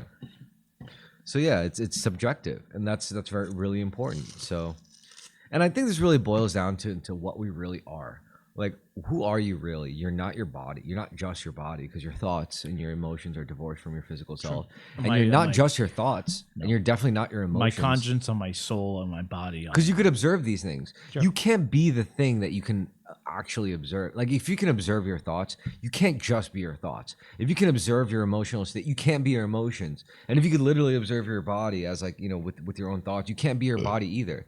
So you're all those things will conflict with how I try to, even if I think about something, those all conflict with that. Like, you're clearly something higher than all of those. Absolutely. So to be like, you know, to act on emotional impulse, or to be like neurotic with your thinking, or to be like so obsessed with like your physical sensations, like, at the end of the day, there's always a way out. You know, like, you're not those things. And I think it's really hard for society to push that kind of insight, because you can't sell that type of person. It makes us bad customers. Yeah, you can't sell those people anything. It makes us shitty consumers. How can you can't sell anything to someone confused? Yeah, and I don't even hate them for it. Like, you know, there's a lot of people who are like, oh, they're satanic for this. I'm like, maybe they just want to make money. You know, maybe they realize if we reach that state, like, it's just not profitable for them. You know, like, why would they want us to be that way if we're not going to buy anything at that point, you know? I mean, I understand why they feel that way, but but that's part of, I mean, the issue is that we're not about caring about people. And yet this country and like this ideology will put that out like, oh, we're a Christian country, we care about people. It's like, no, we don't. We care about people who buy into what we think society is and what we think a healthy person is. The tribalism. People, yeah. That's why, like, when like mentally ill people, like when people go like, oh, like people used to, like, you know, just swallow their emotions and be men back in the day. It's like, well, no, they didn't. And I'm like, well, the ones that did, first of all, died at fucking in their mid-50s. Secondly, the ones that didn't, you like people, when people were like, oh, there was no autistic people, like, you know, back in the day. It's like, yeah, because they fucking killed them. Like, they got rid of those people because they couldn't produce for the society they want. Like, people who were emotional and questioned things. Like, JFK's sister, like, they fucking gave her a lobotomy. Like, that's the shit they used to do to people. Like, there was no, the society was shaped to not let people really think and feel and be people. Like, because Well, we also because have, it was against our capitalist nature. It was against keeping like going like our whole everything we've ever been about, everything we've like cared about has been shaped by like the idea of keeping up with the Joneses. You know what that is? Keeping up with the Joneses is like your your next door neighbor, the Joneses. They got this brand new fancy schmangled Blu-ray player, and you're like, well, shit, they got a Blu-ray player. I should get a Blu-ray player. So you get a Blu-ray player, and they get the ultimate X Blu-ray player. And so the whole thing is like that's what our society is built on. If it's just the haves and have-nots, I want what they have. My only way of being productive or being like important in society is by making sure I have more than the next person. yeah. And how often people go, oh, I had this imported from Italy. Nobody in the neighborhood has this. Nobody. That's definitely definitely a very long running human impulse. That's right? that's capitalism. That's America. That's But what we are. there is one factor that is that we should consider in all this. It's that what to me is very new. It was in the past 100 or 150 years is as a species we did what we never did for like almost like damn near a few millennia, which was solve world hunger. Like that's a very new thing. How are we talking about this? So we agreed. So world hunger is solved. Yeah, that and like that changes things, right? Because like what we're talking about is the old world, like the world as far as like 99% of human history is concerned, which is scarcity. It's like, yo, dude, I have to fucking kill you or my fucking family starves. Yeah, there's no such thing as scarcity. Like when people talk about like some of my grandfather talking about bills in Brooklyn in like the fucking late 50s or early 60s. He was like fucking rent was like $80, electricity was $10, gas was $8, Bread was a nickel. bread, yeah, all that shit, yeah. But like, he was like my grandfather went to Catholic school for his first few years after immigrating from Italy to here to Brooklyn. And he was like, when I was in like the third or fourth grade, his parents, maybe fourth, fifth grade, something like that. His grandparents, that's who he lived with, took him out of Catholic school. And I was like, why? He's like, because tuition went up from $10 to $12. And I was like, what? He was like, yeah. He's like, they took me out of Catholic school because $2, tuition went from $10 to $12. Yeah, we're talking about a fucking 20% like markup. Oh no, like, exactly. for, like, Yeah, a whole, like if you're really, that's what like budget. Yeah, that's like I like. And a couple years ago, I was talking to a friend of mine. This is before. This is like 2018, like if it was 2019. $100, that's like $120, and that adds up every month. So it's like, But people don't think that way, right? Like, so like when I remember 2018, 2019, I was telling a friend of mine, and I'm like, oh, by the way, I'm like all like regular like health and beauty goods, like Colgate and stuff like that. I'm like, it's gonna go up 20%. Early next year, and like it's that's bad for people. And he's like 20%. He's like, that's nothing. I'm like, that's nothing. I'm like, bro, I'm like 20% is nothing today, but then tomorrow 20% do it more every single week. I'm like, yeah, I'm like 20% is more tomorrow, and the next day it's even more. Like you don't understand. Yeah. Like the percentages is how they fucking confuse you and keep you down. And like go like, oh, that's a 10%. Oh, that's nothing. What's that? Like No. two more dollars. It's like, Dude, that's yeah, like- until fucking a year from now, when like now it's like 10%. Well, yeah, that's fucking 4%. Yeah, I can't.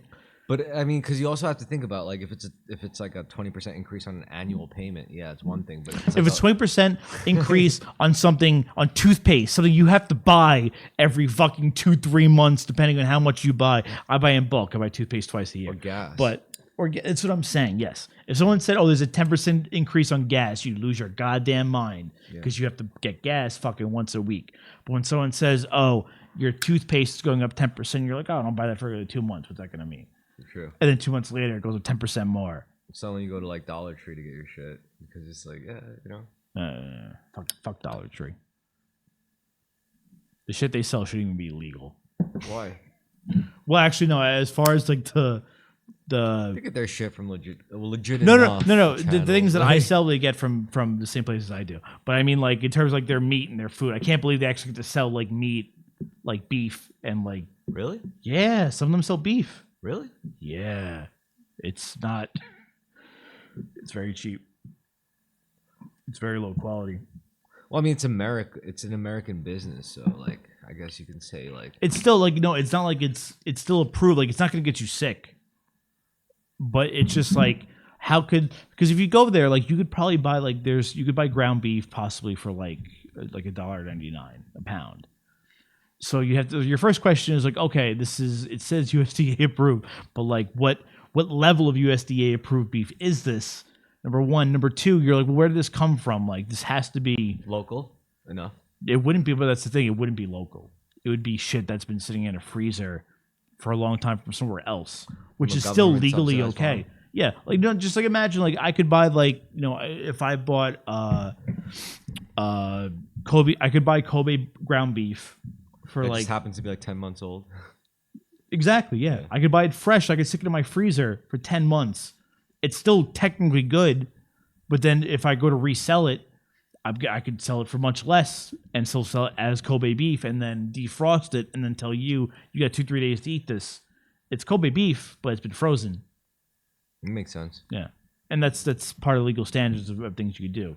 That's what Dollar Tree does, pretty much.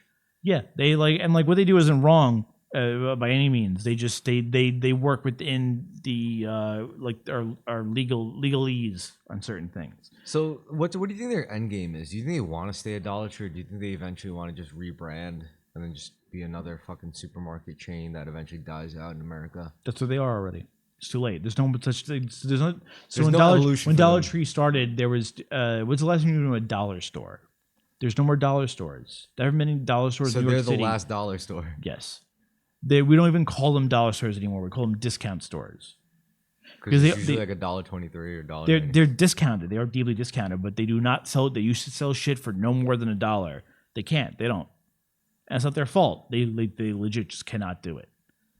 Makes sense. Yeah, because nothing costs $1 anymore. When I started doing what I do for work 13 years ago, VO5 shampoo, Yeah.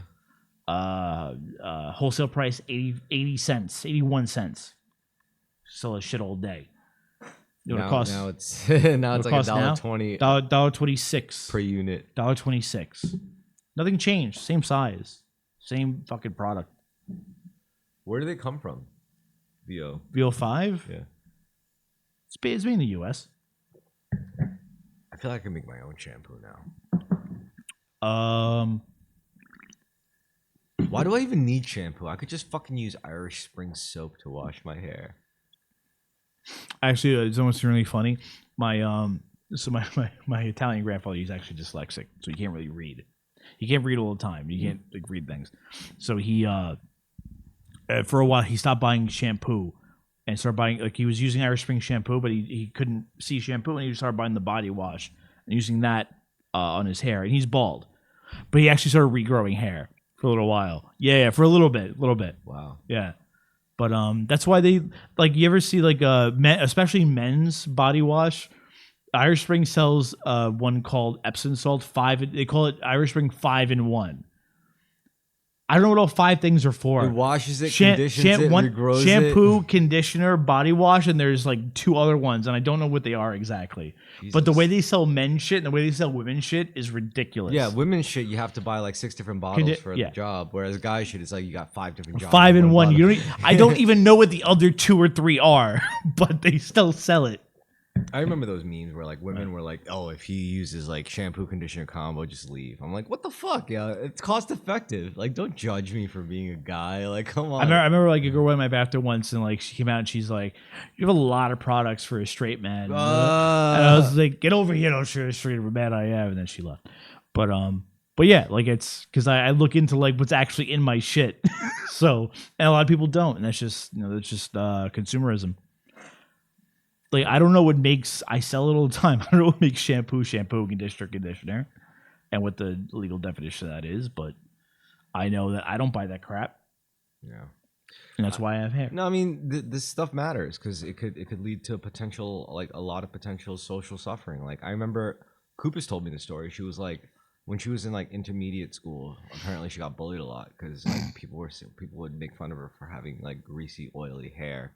Really? And finally, like when she was friends with like Becca and Daniela and Sonia and them, they were like, "Yo, don't you wash your hair?" And she was like, "Yeah, I use conditioner." And it's like you have to use shampoo and conditioner. Yeah. And she was like, "Oh," so she fixed that problem. So I was like, "That's a cute little moment." That happened with me. Like when I was a kid, I remember like my mom taught me to do things a certain way. And then I started dating a girl, and she was like, no. She's like, don't do it every day. You should do it every other day. Then she's like, every other day you shampoo, and every third day you condition. I'm like, oh.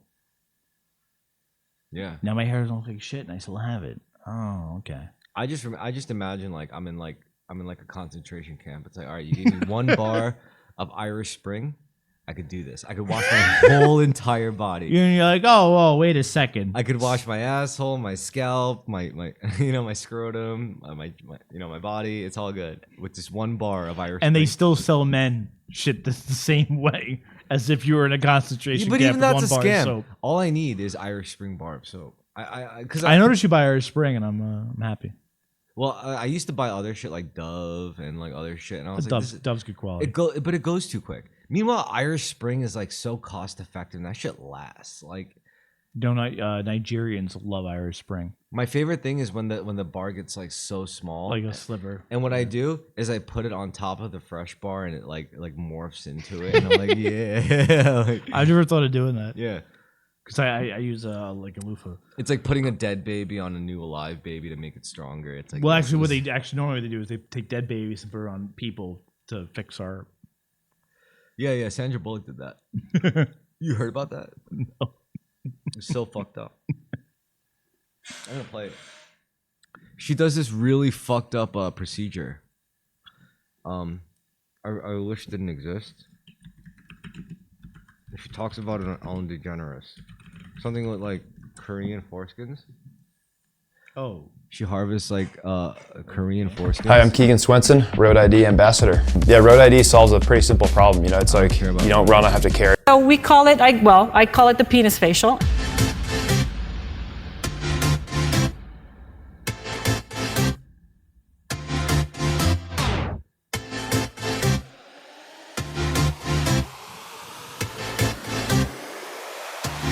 But what is it?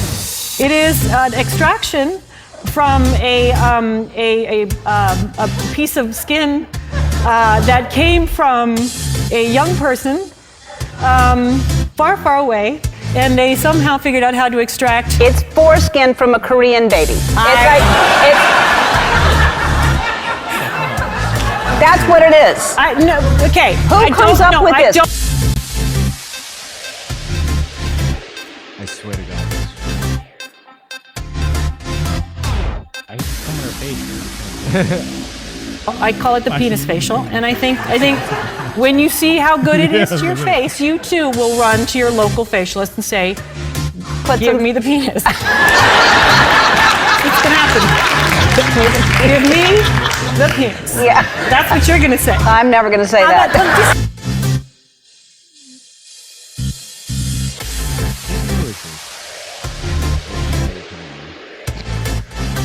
Bad movie. Over an ocean. Yeah, it was the same. You never saw that? Oh, the first one is an ocean. Oh, the one with the women. Yeah. Oh, God, no. Oh, No, of course I'd be not. shot dead before I watched it. No, what are I you would. talking I about? wouldn't be shot dead before I watched that. I just know when I know what a cash grab is. When Rihanna and Aquafina are in the same. Oh Lord, really? No, Because Aquafina. I love I love Rihanna. I do not care for Aquafina. Yeah, Aquafina sucks. It's definitely as an actress. I just don't like. Do you like Steven Yeun? I don't. Glenn? Yeah, he's cool. I don't feel one way or the other about him. Like, what do you mean? I'm not a fan of him. A fan of? He's just an actor mainly. Like, I got no qualms about the way his acting or anything like that. He's not. He doesn't do comedy. Maybe did he start as a comedian? I don't know. I don't mind. I don't. Steven Yeun, I don't mind. I have nothing. No, say. that's not why. My thing about Steven Yeun is he's clearly filling a niche for like a certain. Oh, sure, yeah. Korean American, yeah, type dude. Absolutely. Like, you know what I'm saying? Like, there's Asian actors, there's American actors, but he's the guy who's like, So there's a casting director who was like, he's not like a fucking Jackie Chan. He's like a straight up. There's a casting director who goes, you know what? I need an I need Asian an guy who Asian here speaks to mix, English. to an American Asian guy the nondescript Asian. Like I need an just Asian guy who can American handle dating a white girl. Yes. You know, like Yeah, and yeah. he's the guy who's like, hey guys, listen, I'm just like you. I may have squinty eyes, but listen, I went to school in California just like you guys in the Bay Area, you know? Yeah, but what about but like there has to be people that like he has to exist so that you get from I just no 6 white. I just want 6 white people in this show to someone being like, oh, you know what, this show needs 5 white people and 1 American Asian guy that's inoffensive. I don't know, it's hard, but you're But right. he has been trying to avoid that, I think. Like he does things that I'm sure he does. I don't think he wants to be like that way, but like that's part of his surviving. Like I don't. Yeah, I. That's like, you not, know the show Beef with like him and like Ali Wong, I think. I saw clips to that, yeah, but I'm not I'm not crazy about Ali Wong. I hate either. that show, but it's Yeah. like I see what he's doing and I respect it. It's like to me, it's like what Donald Glover tried to do with Atlanta. See, all right, that's a little bit different because so a show like Beef is like, you know, is like throwing in your face that like, hey, like we're breaking out. This is not what people want. We're breaking out and doing Atlanta an Asian didn't do thing. that. Like, come on. But I feel like more like Atlanta is just more right, where like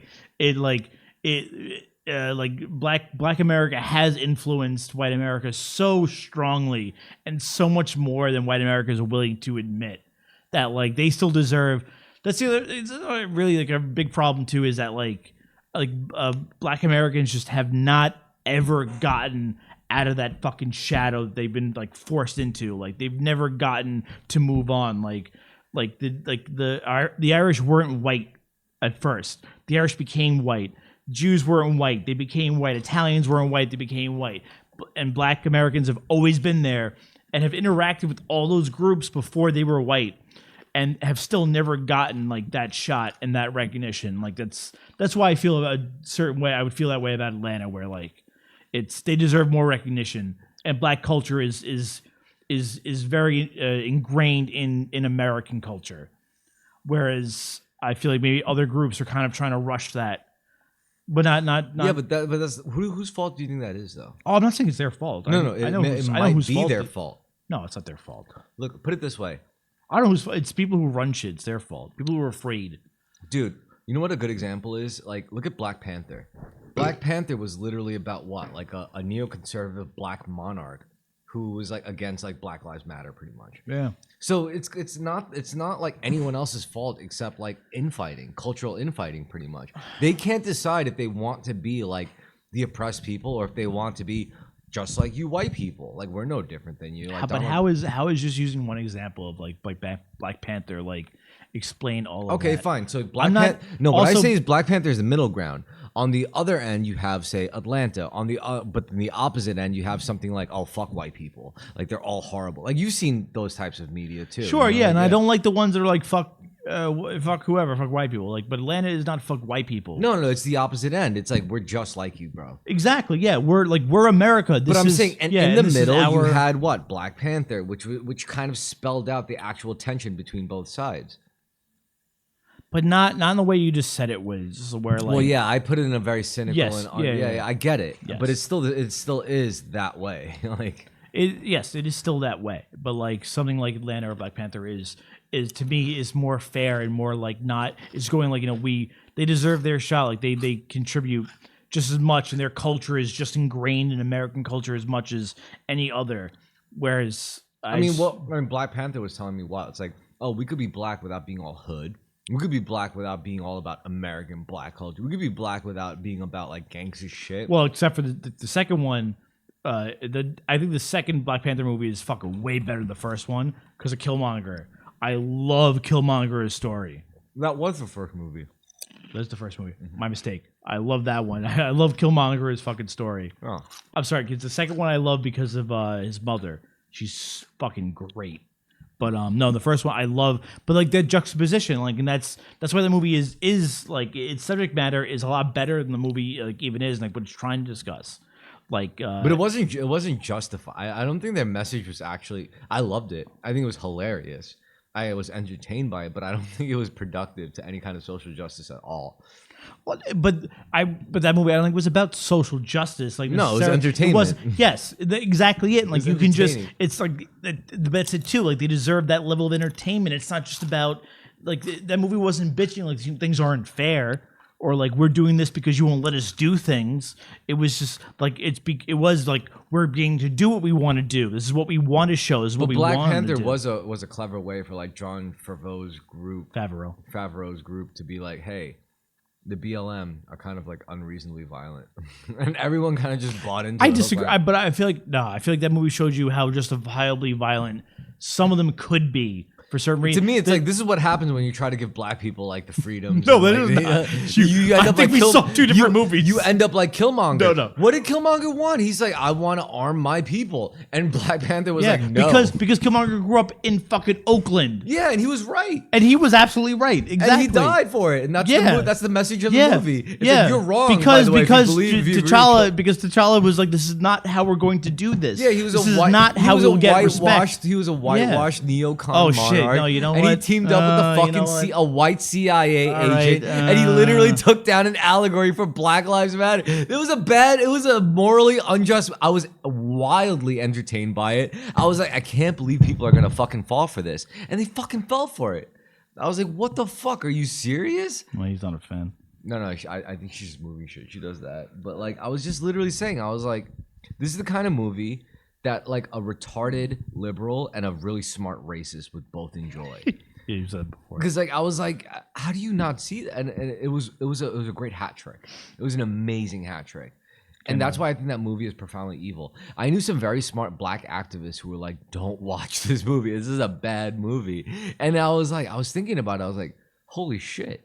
They're fucking right. Like, what happens in this movie? Like, what it tells you is like, and what do they get at the end of it? It's like, oh yeah, we're just gonna give you some Wakanda toys for the kids in the hood, and like that's how we're gonna like like rectify it. Yeah, but I can see that. I get what you're saying. It's fucked up. Really the whole thing is fucked up. Like, I just should never have made that Black Panther movie. I disagree.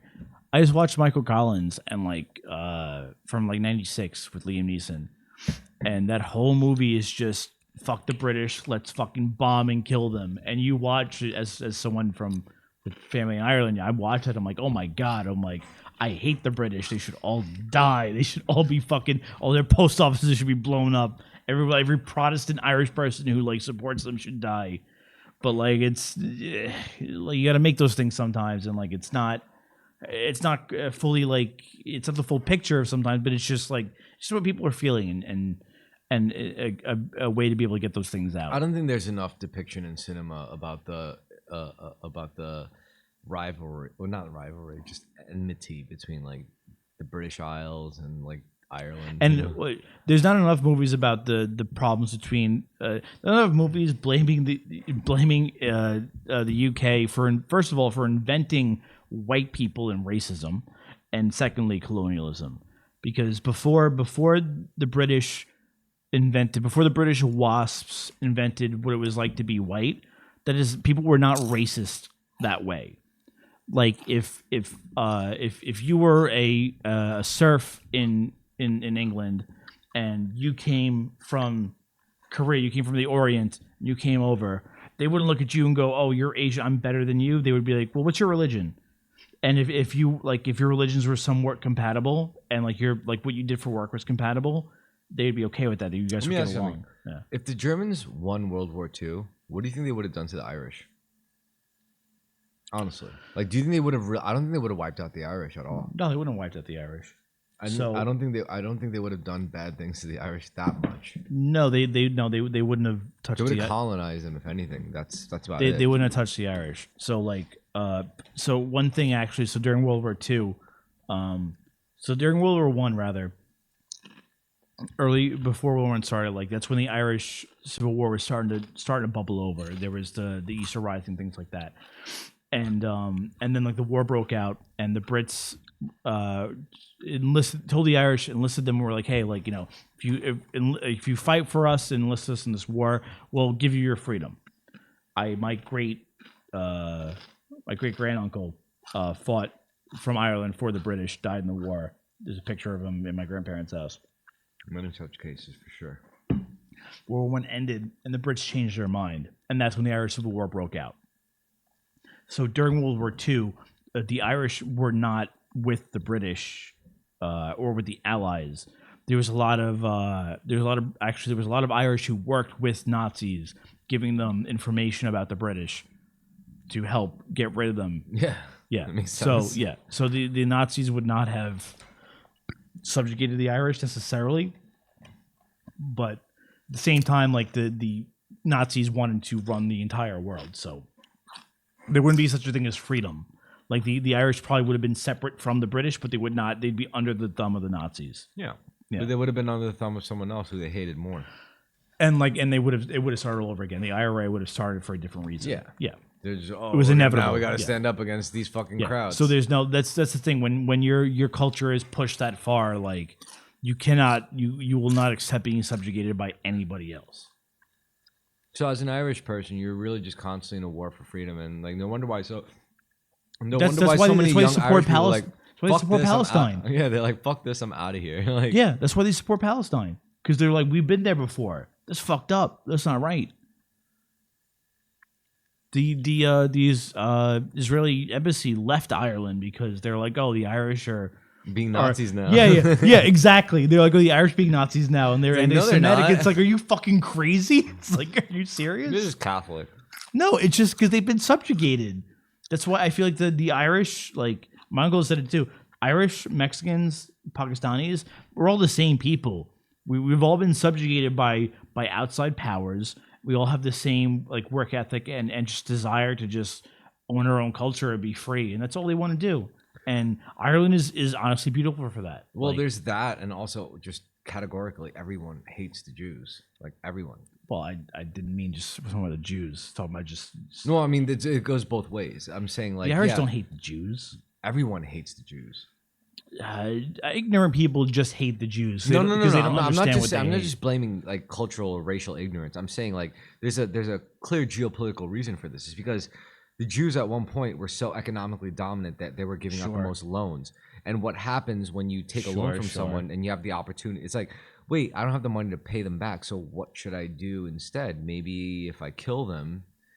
I mean, that's a part of it. I'm not saying that's every reason for like anti-Semitism, but that's a big part of it. Like, part of what you're saying is correct. Where like yes, like, yo, we borrow they large control sum from the control Jew- money lendering, and who controlled the money lendering? Like especially like back in those days, because the Jews didn't like they were they were a culture that superseded nations and nationality. So that was they had no loyalty to a country. So.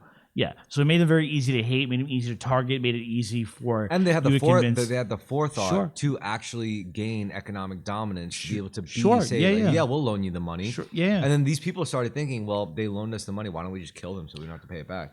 And that's And why they're the most hated people. That's what Nazi Germany did. Yeah. Nazi Germany was like, well, wait a second. Like Jews are in charge of 20% of some of these businesses, and Let's just and kill like them. and we they lent us a lot of money. Let's just kill them and get rid of them. Everyone did that. And then have our yes. and Everyone that's- did that. And it happened. That's happened several times actually throughout history. Yeah. Where like they target them because they're a religious group. We owed them. And it's and because they had nothing to do with their nationality, so it was easy to expunge them. Yeah, it's not because they're Jews are bad people necessarily. It's just No, that it's like they're they've very always easy been to exploit, yeah. they've always been a threat. they're easy to try They- to exploit. But the problem is they've always been a threat because they're not part of your culture. They're not part of your nationality. And another problem is you necessarily. can't wipe them out. It's the reason why you can't wipe them out is because they're not like really They're not- protected by cultural or Right, national. they're not. protected Yes. by God. They don't have borders. They Yeah. don't have borders. They're They're not. protected by God. Yeah. It's not. They're not protected. Germany by, couldn't invade the Judah or whatever. Judea, Pax Judea. Well, Pax Romana just means mean, I Roman have- peace. I have a theory that Hitler could have wiped out every Jew and they still would have come back at some point. Absolutely. Somehow. Absolutely. I Absolutely. truly believe that. Like, Oh, 100%. it may not be the same bloodline, but I believe. No, 100%. Like that's why they've existed for so long, because like there's this ideology that has been unshaken. There's And you something. can't kill an idea. You really can't. 100%. You could try to, and that just makes it stronger somehow. 100%. Anyway, with that, we could end part 2. I just got to take a piss. For our Patreon, any donors from a certain region they would like to know. I had something to discuss that it just came to me, like all fucking traumatic events in my fucking life. About Zionism. It sounds spicy. So that's what we call it, right? There's a book series called Left Behind. I love Left Behind. I like the movies. You've seen the movies? About the apocalypse. Yeah, they're Zionists. The movies about the Zionists? Well, the books are. They're all Zionism. Yeah. Yeah, it's all about The war in Israel. and the Jewish promised land and how they have to be. Yeah. I mean, I hate those movies because they're so like they're B-list type shit. But I had to read the books. the reason why I like the movies is because every time I saw them, it was always like during class or something, and I'm like, Oh no, same thing. That's how they would get you. Be like, oh, okay, I'll watch a movie. Like when I went to in high school, there was a day after I guess what Passion of the Christ came out. I think when I was late my freshman year. greatest snuff film ever made. Honestly, it is. It's the most violent fucking thing in the world. But like there was a day like for all sophomores and then all seniors. The entire day, we all get to sit in the auditorium. The only room in the entire high school that was fucking air conditioned, by the way. That we sat in, we had to watch the movie. Fucking best day of school ever. I slept all day. It was great. But the Left Behind series. It's fucking Zionist, fucking Protestant propaganda. If I ever heard it. Like Zion is explicitly talked about in those novels. I think I saw one of the movies because there's like 6 books. I probably had to read like There's a shit ton of movies too. I had to read like a few of them, like 3 or 4 of them. But I think we only watched the one movie. Oh, fucking Dick Cage is in one of them? I didn't know. That's awesome. Oh my god. Oh, there's a reboot. That's awesome. Oh Holy yeah, shit. there was a reboot. Yeah, we gotta watch that. No. It's on Amazon. No, I I'm not think. gonna watch that. We gotta. No, you want? Yeah. Well, let's watch it, and you can just fucking molest me too. Yeah, that'd be great. Just like the old days. Yeah, just like how it used to be with Nicolas Cage movies. No, it's like it used to be in school for me. But no, fuck that shit. Oh my god. Yeah, I only watched one of those movies, but yeah, I read those books and like the whole. They're all. It's all about Zionism. And it's I don't know how the Jews fucking cucked these Protestants into thinking that like they're the most important things in the world. Just my cat in the kitchen. My favorite part was like towards the ending, the main characters were like clearly just doomed, and they were like the kind of hopeful ending was like, well, what can we do? It's like we'll pray. It's like the father. We'll pray. Yeah. It was awesome. But like I saw those two, and that's what happens. But like if you read Revelation, which I had to, like. They're like that's what they say about the apocalypse. That, like there'll be people that'll be left behind. Some of them will be sinners. Some of them will be very godly, good people. But they're left behind for a reason. But it kind of ends there. Like they're just left behind, and this is the rest of the world. And like there's no like God's not. No one's ever written anything after that about God coming back. So it's just like what? No need. There is no prayer. Like there is no. This is it. This is it. You get on your knees. Like bullshit. Yeah. There's religions where like I just don't, because like all those Protestants are just like preach that like yeah, like all you have to do is accept Jesus as your Lord and Savior, like as your personal Savior rather into your heart. But if you just happen to live through the end of the world, there's a good chance you'll be left behind with all the sinners to fucking fend for yourself. Well, wouldn't it be fucked up if like all the sinners that got left behind, like they were still sinning, they were still suffering, but they just had it significantly easier because there was just there's less people, right? Yeah. When you think about it, yeah. It's like, whoa, I could just go into my like neighbor's apartment and just take whatever. Yeah, they're really not using like it. you might end up living with Woody Allen. You'd be like, you know what, man, I get why you did what you did. It's not that bad. Yeah. And he's like, well, I have this new surrogate daughter. And it's just like, well, I have this new surrogate daughter. Oh, no. Oh, geez. Well, I have this, new, to... should I call her that? I don't know if I should call her that. I don't know if I should call her that. This new, oh, jeez. Whenever I tell people, like, I won't watch Woody Allen movies because of that, they're like, you know what you're missing? I'm like, no, I know exactly what I'm missing. I've seen one impression of Woody Allen, and I can do it, so that's it. You ever heard of Dinner with Andre? Yeah. Oh, you know, it's just a fucking fantastic movie. It's a good movie. Yeah, it's with Andre the Giant and I don't remember his name, but he's in Princess Bride. He's in It's like us in Deep 10 Space years, Nine. me and you. We'll meet in 10 years, like dinner with Chris. Hey, I'd be honored. Oh, dinner with Chris. Yeah. Yeah. I'd be honored. That would be such a good movie. Because there's so many people that actually talk about that movie and like how like important it is like to them Of and course, like yeah. and learning about an individual. that like movie is life. Like it is because straight it's up life, yeah. it is because it's just nobody's acting in it.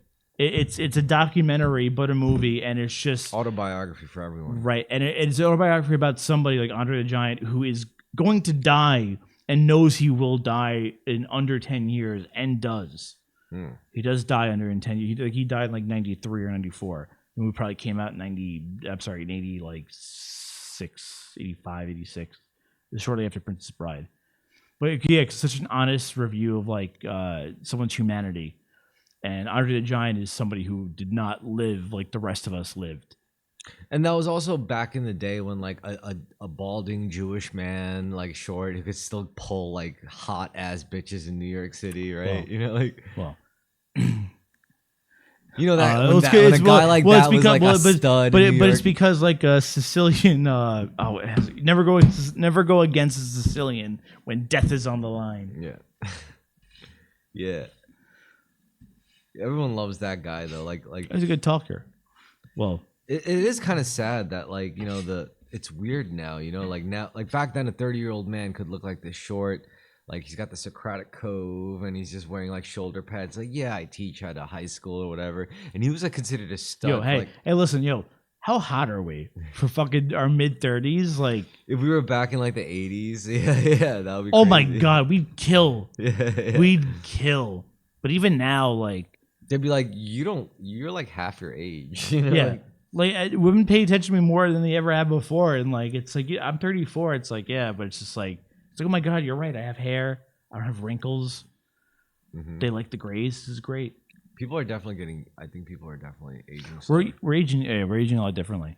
Well, also what helps is we don't smoke cigarettes on airplanes and in movie theaters and like shit like that. We don't fucking. Also, our dads didn't die in like Vietnam and World War Right. II. And some of our, I mean, not all of our, some of our dads talked about the things that bothered them. And then we were like, you know what, things bother us too. We can talk about them. I think like millennial especially was the generation where their dads were more human and more like peers. I would 100% agree because they got, the tail end of the American dream where it's just like, yeah, just go to school. Don't get in trouble and everything will work out. Get one job, you'll get a house, all that stuff. And that's what they did. And they told us that innocently, I will say. And they told us what to avoid. And then we saw all that bullshit and we're just better for it. Yeah, the millennials dads definitely were less about like being authority figures and more about like being like peers, like friends. It's Yeah, like, Gen X dads 100%. Gen X parents, like, yes.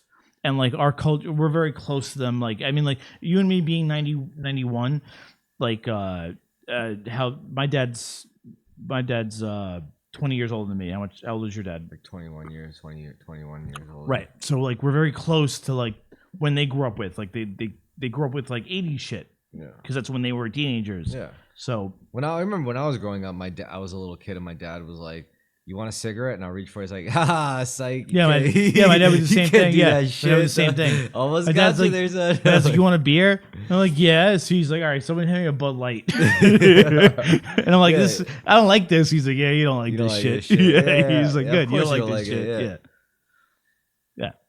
We were like, we were just a much closer in generation to them, and I It was just feel like also they were more Gilmore human. Girl. It was like Gilmore Girl shit. It was kind of like that. I don't know what you mean by Gilmore that. Like my, I mean, that's a girl version of what we went through. You know, it's like the girl version is the same thing. It's like, oh, the mom is dating a guy and the daughter's dating a guy, and you know that's what for the son and the single dad. It's like, yeah, let's drink at the pub with your shady friends. You know, well, yeah, I think it was a little different in that sense, I guess, because I had both parents and they were both kids and they both grew up in Brooklyn. Yeah. So, and like I remember like when I living on 72nd Street. My mom had a friend. Her friend lived at the beginning of the block, and I went to school with her daughter. and my dad's childhood friend lived further up the block, and like I knew who he was. Like we hung out. Like it's very different time to grow up, different lifestyle. Well, now the whole area is more brown and yellow. But it even matter about that. It's not about, because I've heard, like, I have my uncle like say that, like, oh, the neighborhoods aren't the same. It's like, yeah, neighborhoods aren't the same because of how global like we become. Like you could still like if I owned my home and I lived in a neighborhood I liked and cared about, I would go out of my way to like be friendly with my neighbors regardless of like what their background was. I don't think it matters. And like that's how you get along with people. Like it's because of how far reaching we can be. Like, you know, like why, like there's no such thing as neighborhood gangs anymore because there's just no camaraderie like in that sense at all. Like my grandparents, my mom's parents lived in Bensonhurst for a lot of years. And when I would go to Bensonhurst, like they weren't friends with any of their neighbors, even though all their neighbors were Italian, because they were all fucking psychopaths. So it didn't matter if they were Italian. And like it's like, oh, it's like these brown people came in and ruined things. It's like, no. Like it has nothing to do with that. It's just about the I don't know, there's no closeness like that anymore. Like I don't mind. I look at, like, I wouldn't move back to South Brooklyn. I would love to move back to Bay Ridge, Dyker Heights. I would live on Fort Hamilton, even though Fort Hamilton's full of Chinese people. Like Chinese people don't bother me. Like it's not a big deal. Well, I have no problem with Chinese culture, Hispanic culture, Neither Indian do I. culture, but I do remember at one point New York, that I remember was more white. And it's not that When we were like kids, So absolutely, if yeah. you told me that, like, you know, one day New York City would become primarily Chinese, I have nothing against Chinese culture. No. It's just I preferred a more yes. white-centric New York than a Chinese because it was a little more separated, a little more different, and like things were, yeah. Like I could pine for that, like because it's, you know, things were a little bit Well, it was different, better, but you know, yeah. like. But I don't like I don't mind fucking Chinese neighbors and Chinese people. Like I would totally live in Fort Hamilton. Like I drive through there every now and then, and like I notice it's Chinese people, but like they keep it to themselves. They don't bother me. It's like they're running around going, "Hey, white boy, this is my spot now. Get out of here." Like, no, you're gonna fucking leave me alone. But like, is it like, do they have are they gonna run a Sloom area for me, like a pork store? No, but whatever. There's still neighborhoods they can go to for that. Would you say there's anything that actually has been ruined for you by, I don't know, like changing times or different demographics of people, not just racially, but I don't know, people of a ideological group, political group? See, no, I would say nothing's been ruined for me, like in the sense that it couldn't still be that way. Like the only thing that's like I've left those neighborhoods and those neighborhoods have changed, and that's all. It doesn't mean the change is bad and can't be the way it was, and I can't find comfort or camaraderie in those places. Like, so to me, like, yeah, things have changed, but like it's not like it's a bad change, or I can't acclimate to it, or like they're preventing me from doing it, or somebody's pushing me out. It's not like that. It's just different shit. Like I'm sorry, there's one thing I've noticed in my life, like, is that things just fucking change, and you can't control that. So you either get the fuck out of the way, or go along with it and move with it, and just change with it, and that's what it is. Like, yeah, like I would like things to be a certain way like they were before, but they're not going to be that way. So that's it. So whatever, move on. Yeah. No, Yeah. I mean, I would say shit got easier for me, but in a way that's really not conducive to like social time, Right. Exactly. social goodness. It's just things got easier for me, but it's probably not in the best ways. You know, like as an Asian guy, I could tell you this much: I could probably get away with a lot more shit. I could probably manipulate a lot more things, a lot more systems, but I know I wouldn't be able to do that back in like the 80s. You know, like some dude from the neighborhood would be like, "You can't act like that," and I'd be like, "You're right." They'd be, yeah, back in the day, somebody like, "Yo, what the fuck are you doing here?" Like just looking at you, but you don't belong here. Yeah. Whereas like now they'd be like, they wouldn't even bat an eye. Yeah.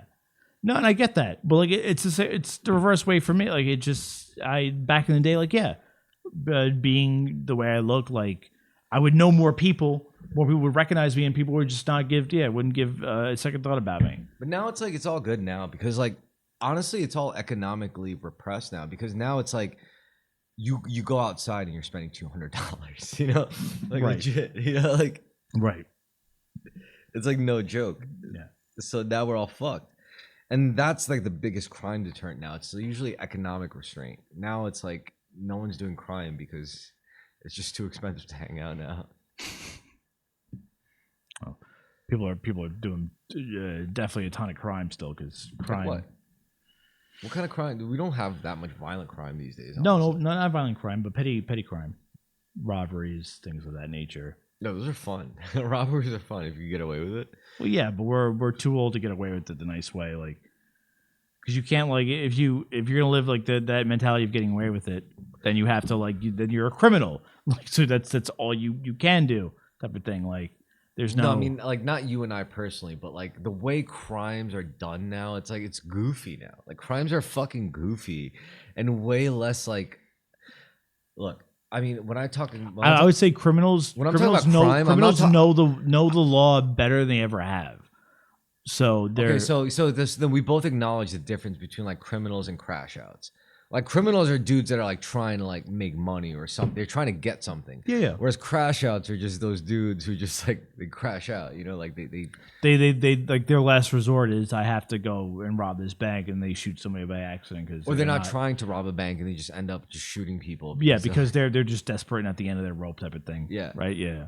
But the criminals and like now like the actual criminals and the way they're doing crime is so funny. Mm-hmm. You know, you Oh, shoot! We should watch. Ever watch Dog Day Afternoon? Let's watch that next time. I mean, you remember recently the whole Minnesota fraud, Nigerian fraud thing with Minnesota.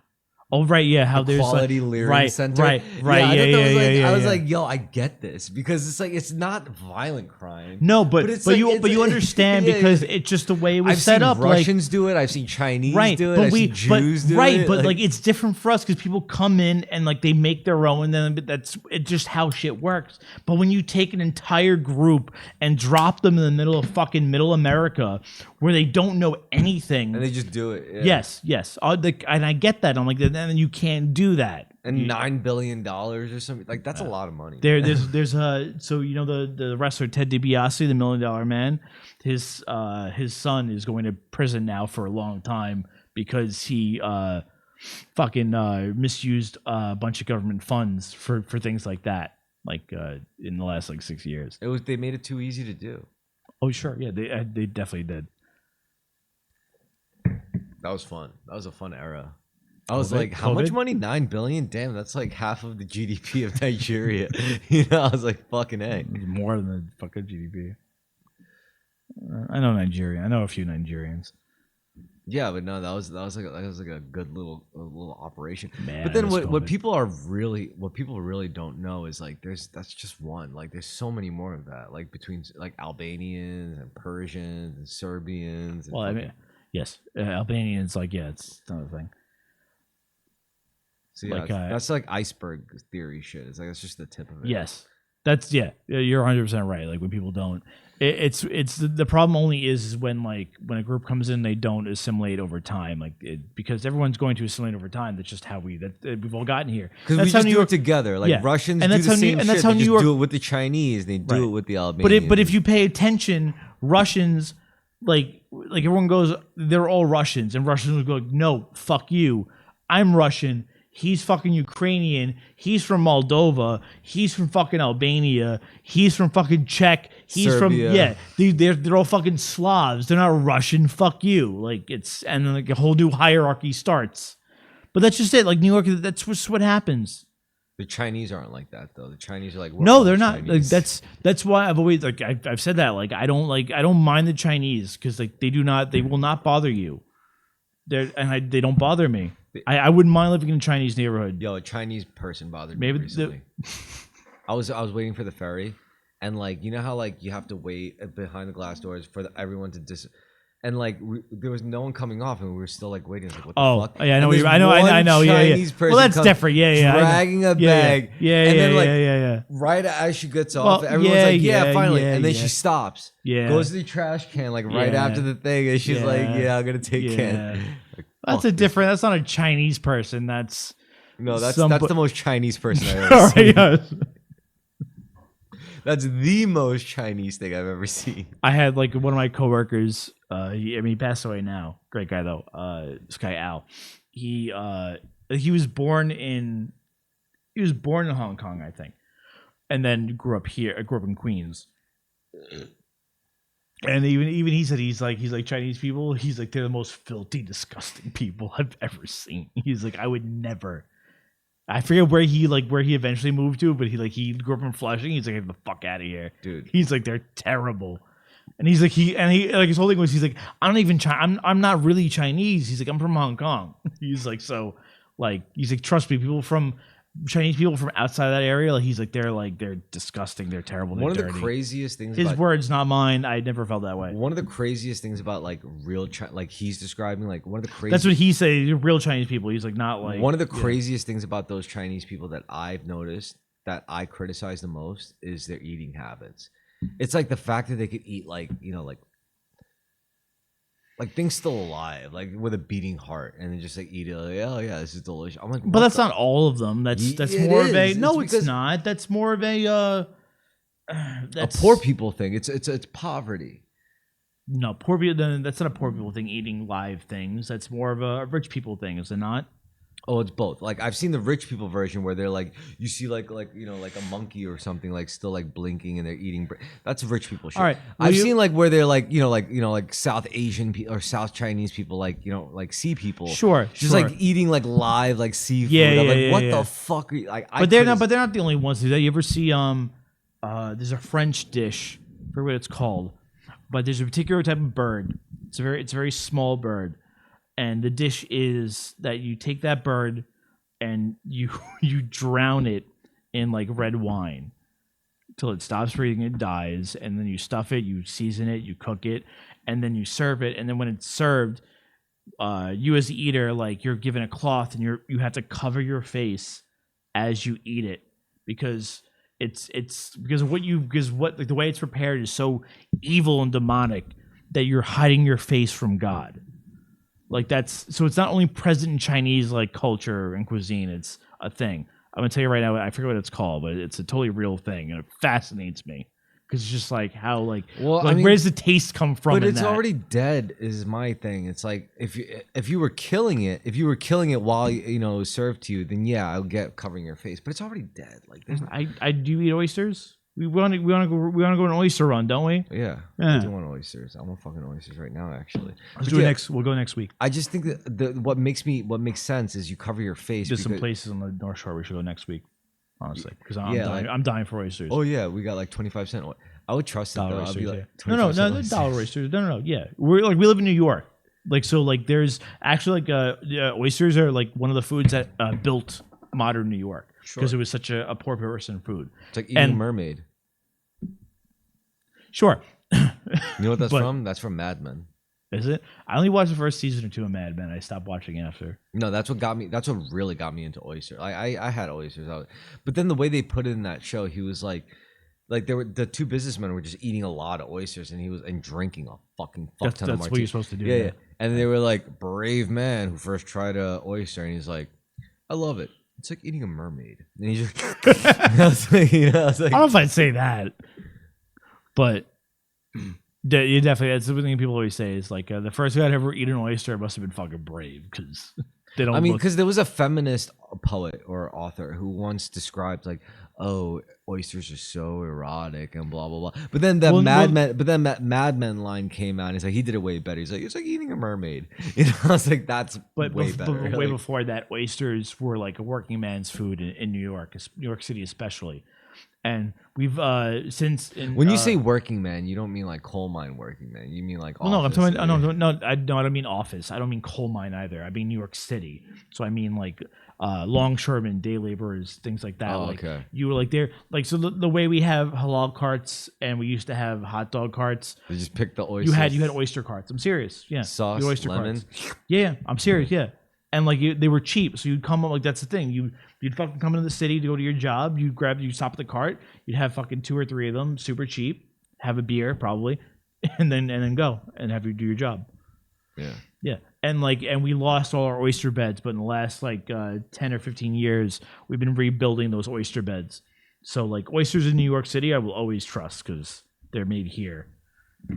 And like that whole thing about don't eat oysters in certain seasons or whatever is all bullshit. It's not bullshit, but it's because of a certain thing that happened about 100 years ago.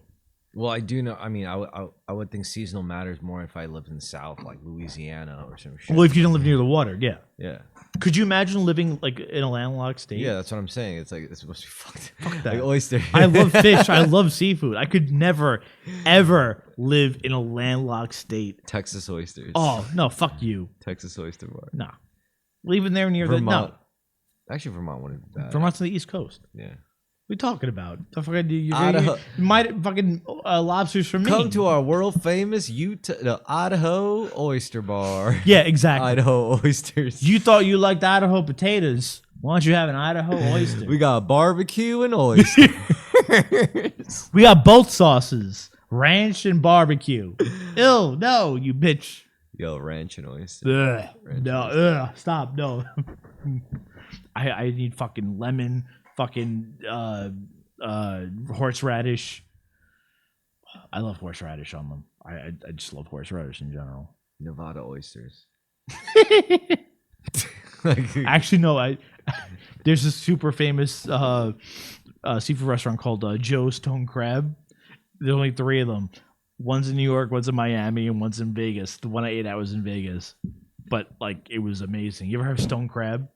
Yeah, that shit's expensive. Yeah, I'm saying the only time I ever had stone crab was in Vegas. So, Yeah, that's fancy shit. oh yeah, they brought you like you. Did you have it when they bring it out to you and they give you a little hammer, and then they take it out and they crack them all up in front of you? Oh my god. I've had And stone crab too. They only take one claw when they catch them. They catch them, they pop off one claw because they could regrow it, and they throw them back in the ocean. Oh, that's cute. Yep. That's not Sustainable. I only eat sustainable seafood.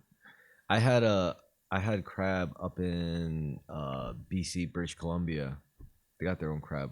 They got their own crab rules. Yeah, they just give. It's like barely a plate. It's barely plated. It's just like a picnic table with like a sheet over it, some kind of sheet. Oh yeah, that's more like New Orleans stuff. Yeah, and then they give it to you, and then they give you specific tools. It's like I don't know Yeah. how to use these things. they look crazy. When we And went, you just watch like other people do it. You're like, that's where you yeah.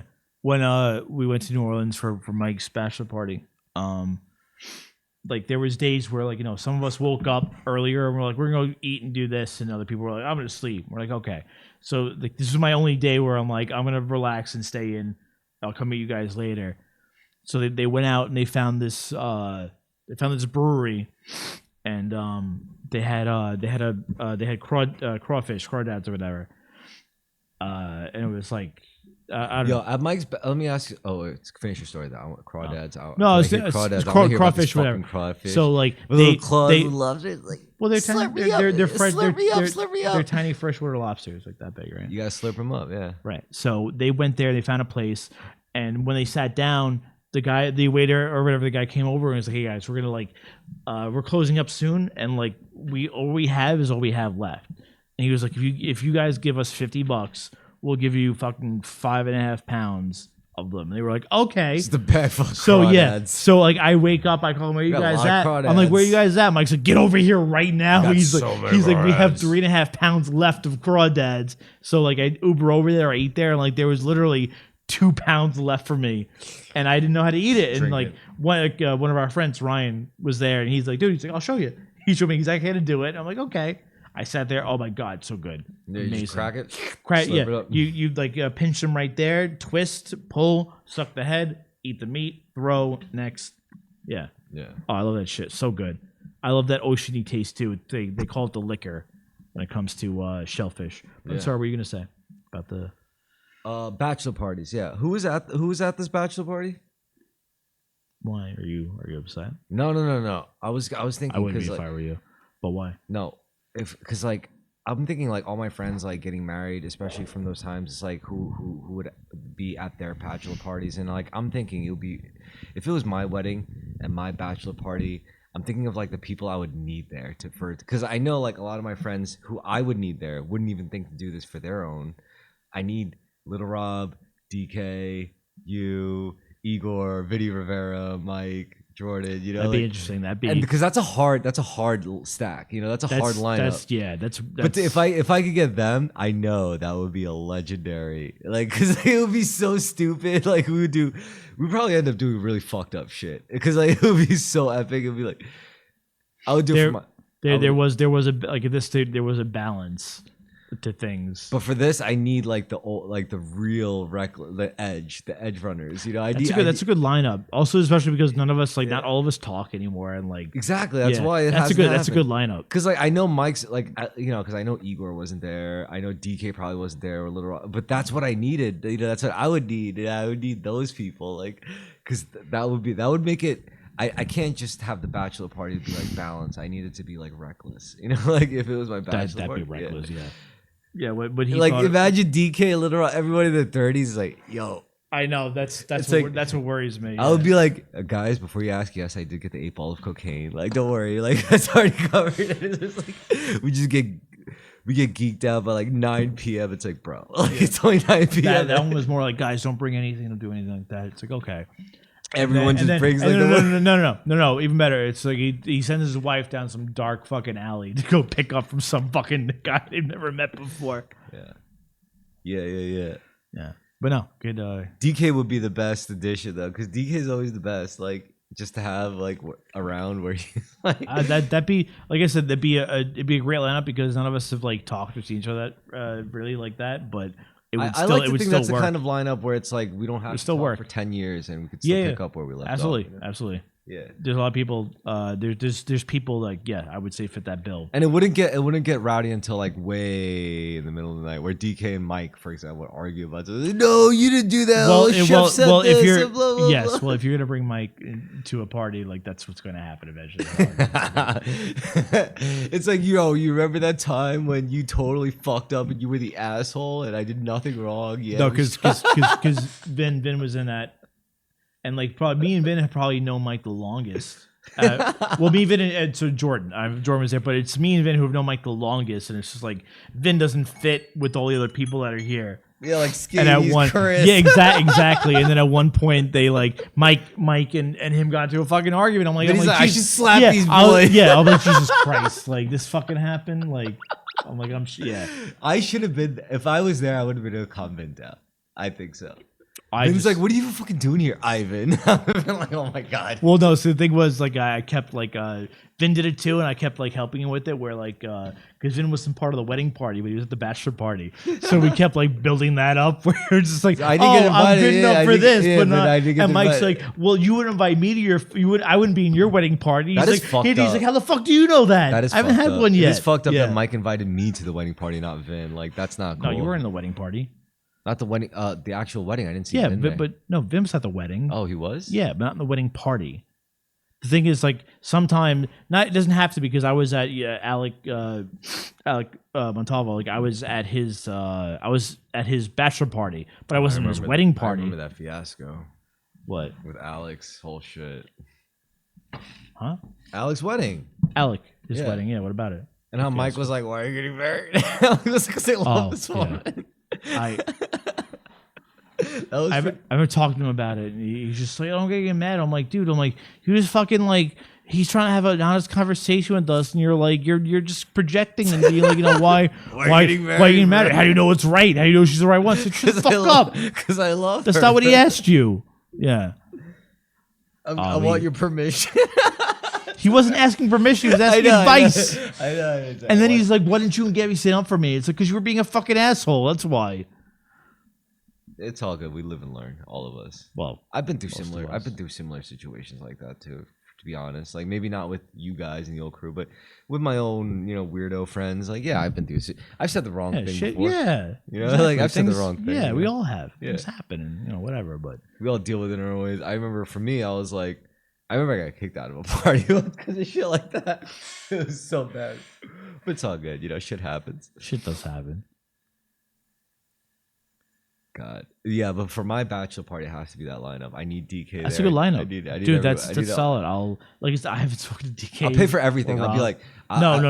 I'll pay. No. I mean, seriously, I would pay to make it happen. Just to make sure it happens. I would be like, yeah. At least to a certain extent. Maybe not like pay for like the actual... No, you don't. You wouldn't have to pay for it. No. I mean, like if I had to, like I would pay for like private investigators to be like, find out where this person is. I haven't spoken to him in 10 years. It's like he's in Guatemala for some reason. And, like, what's Little Rob doing in Guatemala? He's like, he is Well, for streaming. $50 more, I'll tell you. Like, no, I would like, yeah, like, doesn't. I wouldn't be doing that. He is streaming for the TikTok sale. He's on. Meanwhile, he's on Page Avenue where he lives. He's like, what are you talking about, bro? I've been on Page. Rob Avenue, hasn't bro. left fucking Page and Island. What are you talking He's like, about? what are you talking about, Rob? I've been on the island the whole time. He's like, you've been G'd, bro.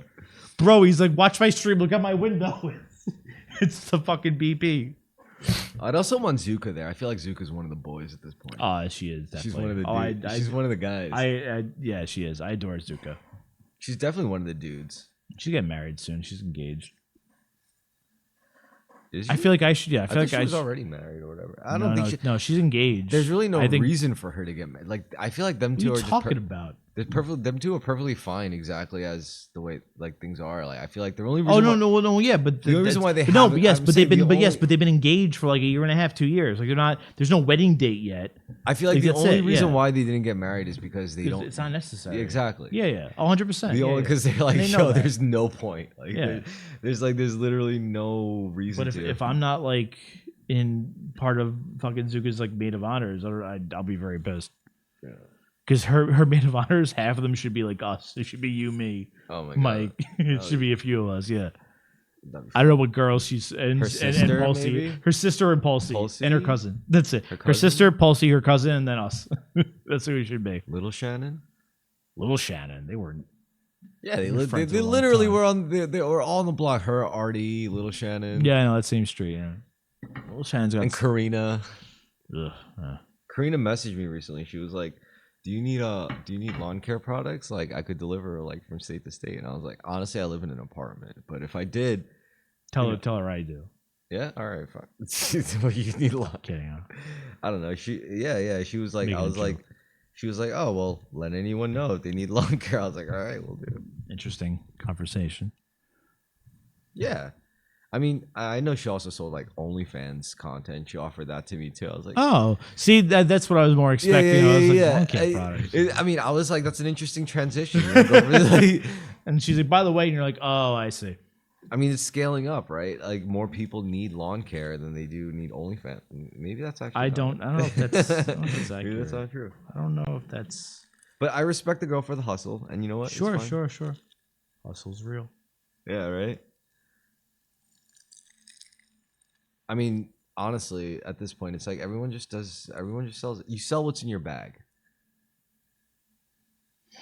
Speaking of selling, all right, this is we could save this towards. I'm glad we saved this towards the end. How we watched Private Parts and Howard Stern's Meteoric Rise. Oh, can It's a shock jockey. we put a button on this? Just want to pee really quick. Yeah, do that. That guy was eating them eggs, man. Before you talk about the about private parts. Private Parts. It's only because like you make that noise. I'm like that's offensive. I'm just curious actually, because do you remember? Did you ever get to play Cowboys and Indians in grade school? And no, I'm serious. No, did you? Yeah.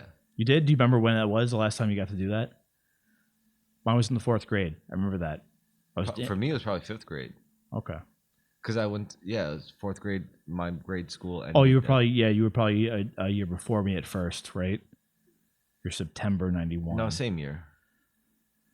I think we were same year. I'm sorry, because I was the tail end of my year because I was December. Yeah, we were only a few months apart. Right. Yeah, I think by 5th grade we had, I think there was a black girl in our class and like, right there was that's when we had that's when Janelle came in. That's when this black kid came in. I'm sure they were like, you know what, we're not doing this anymore for this class. Really? I don't know. I remember in 4th grade, Janelle wasn't in my 4th grade class. And you guys decided to play Cowboys? No, and we Indians? didn't decide as fucking You just- 9-year-olds. it just stopped happening. No, I just feel like it was like Thanksgiving. They're like, let's do Cowboys and Indians, and I got to be one of the. I picked Indians because I was like, fuck this. I'm like, I want to be.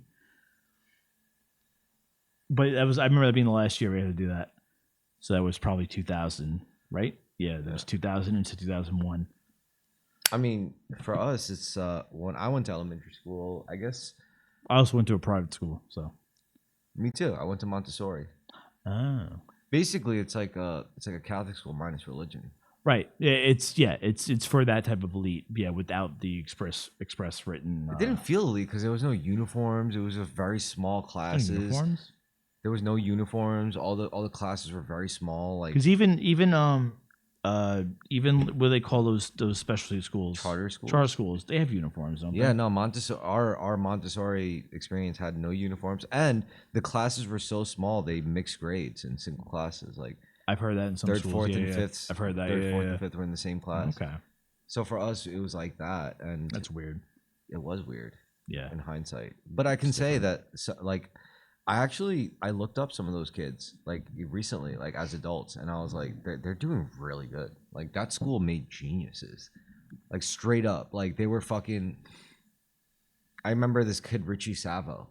Like if you heard the name Savo in Staten Island, like he was the heir to pretty much the whole Savo construction contracting dynasty in Staten Island. Everyone knows about the Savo family, and that was him. That was Richie Savo and Chris Savo. Richie, I think, served in the military. Chris was like some musician or whatever. I don't know. They both probably ended up doing some nerdy. Yeah, I thing know in business. Chris Savo. Yeah. Yeah. I know who that person is. So yeah, I went to school with him too. And who else? There was all the girls. They ended up marrying like super successful dudes. You know, like. Wow. So yeah, Montessori was a weird experience, but you can't. It's not notable because the classes were so fucking small. It's not like they have like a alma mater type deal or. Yeah, or it's like, not. Yeah, alma mater. Yeah. Like, I remember actually when I got into high school, I went to C, right? And during like orientation that first week, it's just you like going over your classes and like talking to people, that bullshit. And like there was a thing they would do where they bring us all to an auditorium, and they would take the kids that were from like they'd be like, oh, every kid from St. Albans come to the stage, and they would take a picture of the kids who came from St. Albans and were now coming into C. And then the kids from St. Charles or whatever, and like they'd be like, some of them were like 5 or 6 kids. They'd be in a picture, and like, but they never called my school, so I never had to get up. I just sat there because I'm like, no one's gonna call me. Like they don't. The only other kid that applied to my high school that I went to school with was this kid Matt Law, was his parents were Chinese, and Matt Law wasn't Catholic, and my school was very like you had to be Catholic. It was one of the only Catholic schools where it's like you had to be actually Catholic. You couldn't just fucking pay the tuition and join. So they never let him in. But then he went on to develop certain apps and become like a millionaire, from what I understand. So they fucked up. What I do think made Montessori of Staten Island so good was the fact that all the teachers there were probably like Catholic school educated women. There's a huge difference. Honestly, like I'll never. That's how I learned Like how to write cursive. Like that's why I write script. That's why Well, I write. So I learned multiplication at like third, fourth, fifth grade. Well, like the way I can't. My handwriting's fucked up, and I don't know a script that well. But that's for No, they were old school Catholic educated ladies. Yeah. Clearly, not like nuns, Oh, but not like like- clearly well, not- like the types of girls that grew up in like the 70s or the 80s, like getting their hands smacked with rulers and shit. I have a little bit before that, but that went up to that. No, that still went up to that point because when I was in Catholic high school, like the dean of men, if my sideburns were here, like if they were here, I would be at lunch and he would grab you by the hairs here and pull. I swear That's to God, cute. yeah. Well, for him probably, yeah. But he'd fucking pull you up and be like, "Son, what is this? This is too long. Son, let's go to my office." And like, yeah, You're not yeah. If your hair was too long back here, he had a buzzer in his fucking office. And he'd Let's pull fix you up. that. He'd grab you. Thank God I never had hair like that, but like he'd fucking grab you in the back of your hair and drag you. But yeah, if I ever had kids, I would put them in Catholic school, not because I care about religion, because like I like the idea of the small of teachers who aren't like reliant on the public school system and aren't taught that way, and the small classroom idea, because that works a lot better. Sure. Because I never got to go to I never went to public school, but all right. Public school. I mean, I went to public school only towards like intermediate school and high school, and When life gave up on you. I guess so. Yeah. I mean, when I that's- gave up on education, pretty much. Yeah, wasn't your fault. I was supposed to get into Stuyvesant, but once I didn't get into Stuyvesant, I just didn't care. Yeah. But going to public school was fun because going to public school really opened my eyes. It learned. Well, I mean, for you that was good because that's when like you were smart enough and like you needed that freedom because everything else was failing you. I suppose so. And public school was terrible, man. But it was what the best part was like I didn't have to go. That's it, and like just and you got to go. And like they made you the person, the adult that you are today. But yeah, if I actually did go to school, that probably would have fucked me up. Yeah, because you'd be like doing that and pleasing nobody because there was nobody there to please. Well, it's also going to public school introduced me to like all the other kids who I cut school with too. That was pretty cool. Like Jay Bright, we were both in Tottenville as freshmen. It's like, hey man, really? I love Jay Ray. He's like, hey man, you want to go smoke some weed? I'm like, I love Jay. Yeah, Jay, let's go. You know who else? Me and Jay were freshmen, and also Kyle Jenkins was also a freshman. Yeah, I was Kyle the night before that happened. Yeah, so was I. Yeah, and what was cool was well, like we were at your house. Yeah, we were at my place. We left, but I drove him home. I blamed myself for his death for a while because, No, because the last conversation I had was like, do you think death is the final solution to all problems? And I just kind of brushed him off. I was like, come on, man, why you gotta bring us down like that? And it was just me and him, and I could have said anything else, and I didn't. And then the next day, he jumps in front of a train. I know, but like we all left that night, and I was driving. I drove, him, Justin, and Rob home. We stopped somewhere. We all smoked. I dropped them off first because Kyle lived further. Yeah, he lived all the way on the South Shore, and I still lived in New York. But like, I was like, yeah, bro, I'll drive you home. Like, I don't care. And like, I didn't know him that well. He was right on Highland, yeah, right off Highland. I know him that well, Arden. but yeah, I know him that well. But we talked the whole time. Like, I just cool doing along with them, and then fucking dude. Yeah. When I dated, I was on the train. I was on the train when he jumped in front of me because I had to get off at Eltingville. Yeah, and I had to walk. It was so weird when I dated Lauren during COVID. I had to apparently if I wanted to see her, I had to live with her and her parents, and her parents lived right off Amboy, like down the block from Taunton. Lauren Kalala, my ex.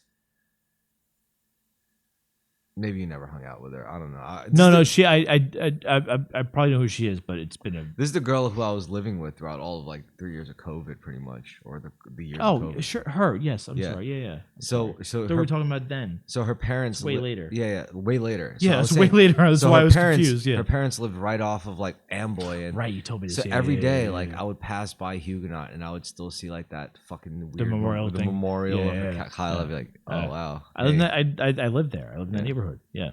And anytime I had to take the train, yeah. Now I live there, yeah, and I remember the article. But also staying there reminded me of my high school days. I remember cutting school, buying Newport cigarettes from the corner from the black kids here.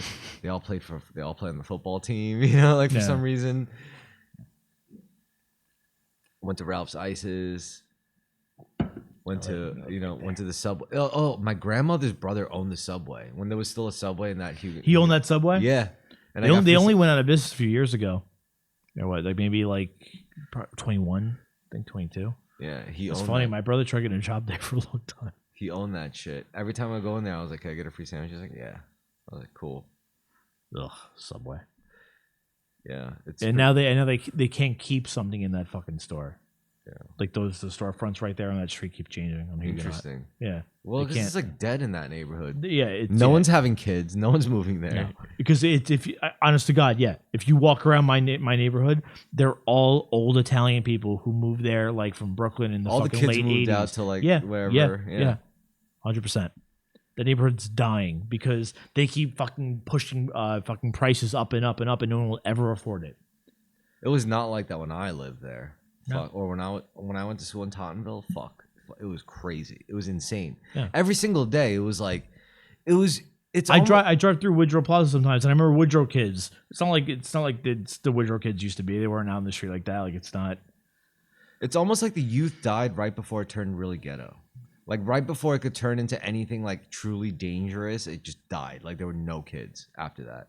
I remember there was a point where it's once it got to the point where kids were just killing themselves with pills, that was it. There was no more kids, Well, it's because our generation started getting older and we were we're not gonna do that. We're not gonna have if we're not financially stable, we're not gonna have kids that kill themselves because pills and shit like that, and Like, there's not that many kids in my neighborhood.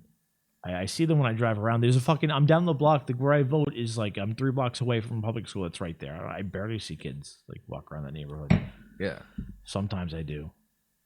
Sometimes, like if I drive through Woodrow Plaza, I see like 2 or 3 kids that went to my high school in that uniform. Like, but it's not like it used to be. It's not like the way we used to be. Yeah.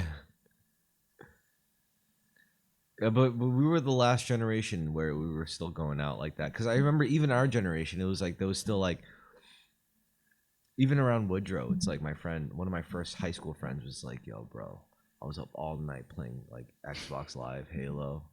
I was like, "Your parents like pay for your Xbox Live?" He's like, "Nah, bro." And he took me to Best Buy. He took me to Blockbuster in Woodrow Plaza. And he taught me how to like steal the shit. Like There used to be a Blockbuster in there.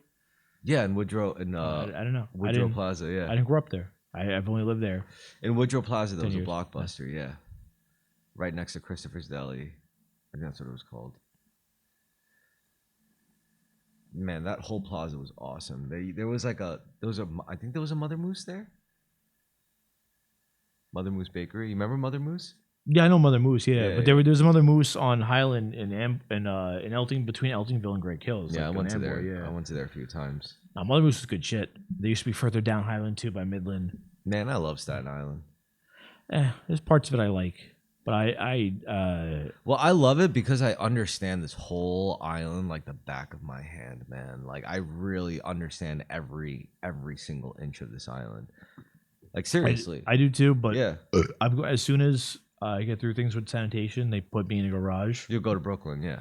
100%. Yeah, No, I already that's told fine. you that. Yeah, Yeah, that's fine. I'll we visit, discussed this, I'll visit you in Brooklyn all the time, man. That'll be fun. That'd be lovely. But Yeah, I can't be here anymore. I can't do this. Just can't do it. That's fine. I just can't do it. I've been here too long. Things just aren't. I hate the neighborhood I'm in. The neighborhood. I mean, you'll still have reasons to chill here and stuff and come back here. It's not like but that's not what I mean. Like You're only like, I'll right still across the come. bridge. Yeah, exactly. I know It's like I'm exactly going- where you're gonna end up anyway. I told you, South Yeah. Brooklyn. Yeah, I You're won't be gonna- that far. you're like I'll be literally- near the yeah. Verrazano. Yeah, I won't know be that exactly far. how far and I'm that is. keeping my car. So yeah, I'm not going to be that know where far. that is, yeah. I'm not moving miles away, but like I just can't justify being in that area anymore. I'm tired of like I don't know. Like when sometimes I go to bars, like people are like, "Hey, like I recognize you. Like you work here before?" I'm like, "No." And they're like, "Well, I've seen you there before." I'm like, "Okay." I just can't. I don't know. I'm tired of people knowing me. I'm tired of seeing shit that doesn't change. I'm tired of being in a place and me not changing. It's For me, like I know the next 10, 15 years of my life is gonna be batshit fucking crazy. So I am soaking up every bit of the last vestiges I can soak up of what I remember of Staten Island, because I know, like I already know it, and if I'm wrong, I'm at peace with that. You know, like great. You know, like I could deal with this for the rest of my life, really. But I know it's not gonna happen. Like I know shit's gonna drastically change for me in the next 10, 15 years. So I'm enjoying every bit of. Because I know Staten Island's going to be nothing like it is in 10, 15 years. You know? right, like, 100%. It's going to be nothing like we remember from like when we were 14. Yeah. So I'm enjoying every bit of it. And I feel like I'm going to be the last one in our friend group to like fully enjoy the last bit of it. I'm going to be like, yo. But I'm not saying I would never come back. Like I just want to like live like where I am in life now. Like I just think it's more beneficial for me to live somewhere else, like where I'm talking about. Oh, hell, because you never got the chance to, really, right? Right. That's where my parents are from. That's where I grew up. That's where I know a lot of people Yeah, from. I like, lived in it's just, Brooklyn. like- Living in Brooklyn is fun, man. It's great. and I understand it. Like it's not like I understand it. I get it. It's and, so like, much easier to get laid if you live in Brooklyn, honestly. So Farouk had a New Year's / birthday party last New Year's, right? In Bed-Stuy. And so many women spoke to me. Yeah. And I was at Farouk, I'm like, is there a shortage of like heterosexual white men in Brooklyn? And he was Dude, like, yes. The He's thing like, is, yes, there it's are. Like, you may not I'm like, see oh my it- God. No. You may not see it in Staten Island, but did you know that there's like New York City in general is 65% women? Do you know how insane that is? Yeah. No, that means like it's yeah. impossible not to. It's like impossible to not hit. Like That's what I'm like, is there a shortage of straight white men? And he's like, yes, there is. And I'm like, oh my God, like this is like, dude, the this is city where in general is yeah. 65% women. Yeah. That's already a crazy ratio. Yeah. That's a skewed ratio. I just can't. And that's somewhere I would love to be more. So I just can't. I'll come back here probably eventually, but I got to be there. For me, it's like just, I did it. I did that shit. I was like, Well, I at mean, least everyone you lived like more as an adult, like at some point, like there, like Yeah, everyone should go I don't through like it. Ocean Parkway necessarily, but like, you got to live there, and I haven't been able to. No, for it a wasn't long just time. Ocean. It was also like being involved in the rave scene and stuff. It's like, because like in the rave scene, it's really fucked up. It's like extreme. It's like New York dialed to 11, where you see like, why is this 13-year-old girl here dealing with like a Xanax to adults, and then she's going home with like a 30-year-old dude? Like, that's Yeah, see, not, I don't want that. No, but that's Yeah, that's but like that's that's extreme. That's dirty. Yeah, I don't want that Yeah. shit. Like, but yeah. that's what I've seen. Like, like to And I the get- point yeah. where it's like, yeah, it Well, you gets saw that when bad. you saw that when you saw that, and like that's It gets yeah, really that bad. Like really that bad. absolutely. No, you're absolutely right. Yeah, but But no, I don't 'cause think it's like that anymore, honestly, so much. I think like I shit's- think it depends where you are. I know exactly what neighborhoods I want to live in, and I know exactly what those neighborhoods are like because I go through there every now and then, and I talk to people from there. So like, I don't want like where like Farouk like moved to like Bushwick, like Williamsburg, like that type that area of Brooklyn. Like I want nothing to do with because it's just not what I want. It's not the type of Brooklyn I think it is.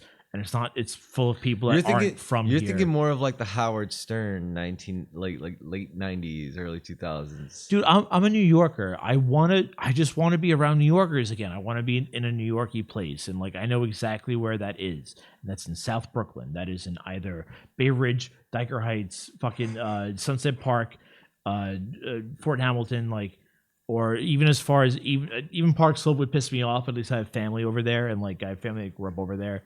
That further, but like I wouldn't go much further than those places. Yo, my dad currently lives in Queens, and he wants to move to Texas, and he's asking me if I want to go with him. Your dad's gonna be, he's asking you to go with him because he's gonna be fucking No, he's depressed. gonna love it.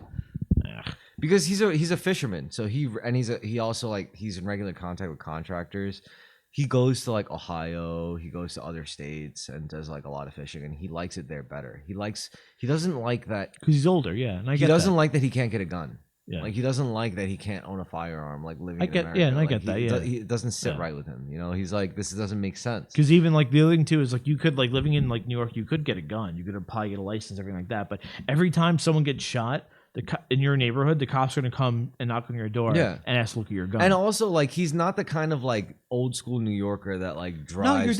your he dad still takes exactly, the fucking yeah. subway sometimes. So he's like, I get it. Your dad's older, and like that's how I know. and he's like, I'm sick and tired of these such and such people. I, And, was like, I didn't mean, yeah, I'm sorry. No. Yeah, but yeah, no, yeah. I get, yeah. But I get that. Like, and I know one day I'll be tired of this. Yeah. But right now I'm not. and I he's wanna like, do it right. like, son, it's not right that I shouldn't be able to just, like when I see these things like coming to me or other people around me that don't deserve it, it's like I should be able to just, I get it. Yeah. like intervene. So he doesn't like, but for me, and then I was like, I don't know, man. I don't know if I'm ready because like my dojo's here, and I never. Because your dad's older. Your dad's older. It's a bit different. And I never felt threatened. Every time I take the subway, I'm usually going to the dojo, so I could take out a sword. I'm like, yo, you really want to do this? Like you don't want to do this, man. Yeah. But you're right. He is older, and he's like, I don't want to deal with this shit anymore. Yeah, and I get that, and that'll happen eventually. I mean, he drives like he's got a couple cars. It's just sometimes it's just because since he lives in such an urban, he's like, I don't want to give my parking spot. I'm just gonna do the subway. And the one time where he takes the LIR, and the one time he takes the LIR, he sees like a drunk person of like white or non-white descent just acting a drunken fool, and he's like, I got to deal with this. But then I like we drive to PA and we drive back in the morning, and a trucker almost fucking kills us. Completely by it's the same accident. everywhere, yeah. That's what I mean. Like there's death everywhere. When people are like, oh, like New York's dangerous or whatever, these places are dangerous. It's like I could be killed at any moment, like at any place. But as long as I have my wits about me, I'll probably be okay. Yeah. I mean, what's the worst that can happen? You die. Well, guess what? That's just what it is. Like what can I do? Yeah. Yeah. But yeah. To me, but then like a lot of people will kind of end up in worse off places because they kind of fear the inevitable that's going to happen anyway. Exactly. I don't want to. I'm still mindful of things, and I still think things through. But I don't know, man.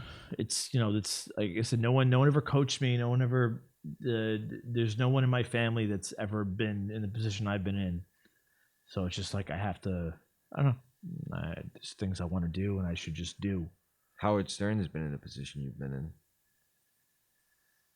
Growing up in New York, you know, as a non-Protestant Christian family, white, you know. He grew up in Long Island with a dad in the business, a Jewish dad, mind you. So I don't want to hear it. Yeah, what a piece of shit. No, yeah, well, yeah, you say that. Well, I'm just saying like that's different things. Can't. Who is the Irish Catholic version of the Howard Stern in New York radio? In New York radio, Yeah. There should be, if there wasn't one. Irish Catholic, there isn't one. I mean, I'm not that well versed on DJs, so I couldn't. Me neither. I just know, like, growing up, like, the voices I've heard. I've heard Opie and Anthony. I've heard Howard Stern. I've heard Scott. Well, Todd, I still listen to Booker. I still listen to the fan. I still listen to sports radio. So like, Oh, the sports guys are their own thing too. yeah, I like them because like I said, most of them New Yorkers, but they're all different. They're not. None of them grew up like you could like listening to them and like eventually they tell you their stories and like they're not. A lot of them are from Long Island. Like nobody's from Brooklyn. There's one guy actually, Joe Beningo, that is like the type of guy where I'm like, that guy's a New Yorker. I love that guy, but Joe Beningo's not Irish, he's Italian, but that makes a difference. Oh, on the subject, I want to tell you, I should apologize. I made a deal with like a live audience without you, and I want to tell you what's going to happen. So right now we're sitting at 181 subscribers.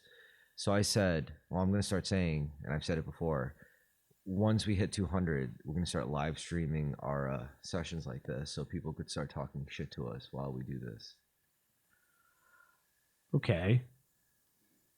Just on YouTube, you know, because they're already posted on YouTube. So now it's just like, now our subscribers we'll just see like a stream of like little comments right here on the stream chat.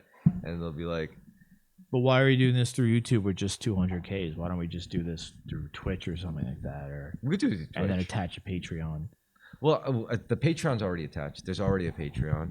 It's just with the live stream. I don't usually do it with live anymore. But it's just like, I know I never used to do live. All right, that's fine. Because I want to try it live, and it's like I feel like because I do live. I feel like I don't know. I mean, it's nice. It's nice for the people, you know. Because I did like when I was at 50 subscribers, I already felt like this is way too much, you know, for this shit. But now that I'm at 181, it's like. Is there a noticeable growth after I joined or no? Don't lie to me. Is there a decline? I think what's more important is there you go. That's what's more important. No, what's more important is that there's always a gain, but sometimes there's a decline. And since you've been on, there's no decline. You know, it's not like I've ever lost subscribers since you've ever been on the episodes. You know, and I think that's really important because like I've had, you know, like. Even with like people I've had on for, you know, a while, it's like we would lose subscribers just because of some stupid shit. But I've never lost. I think it's just because at this point, I don't think I can lose.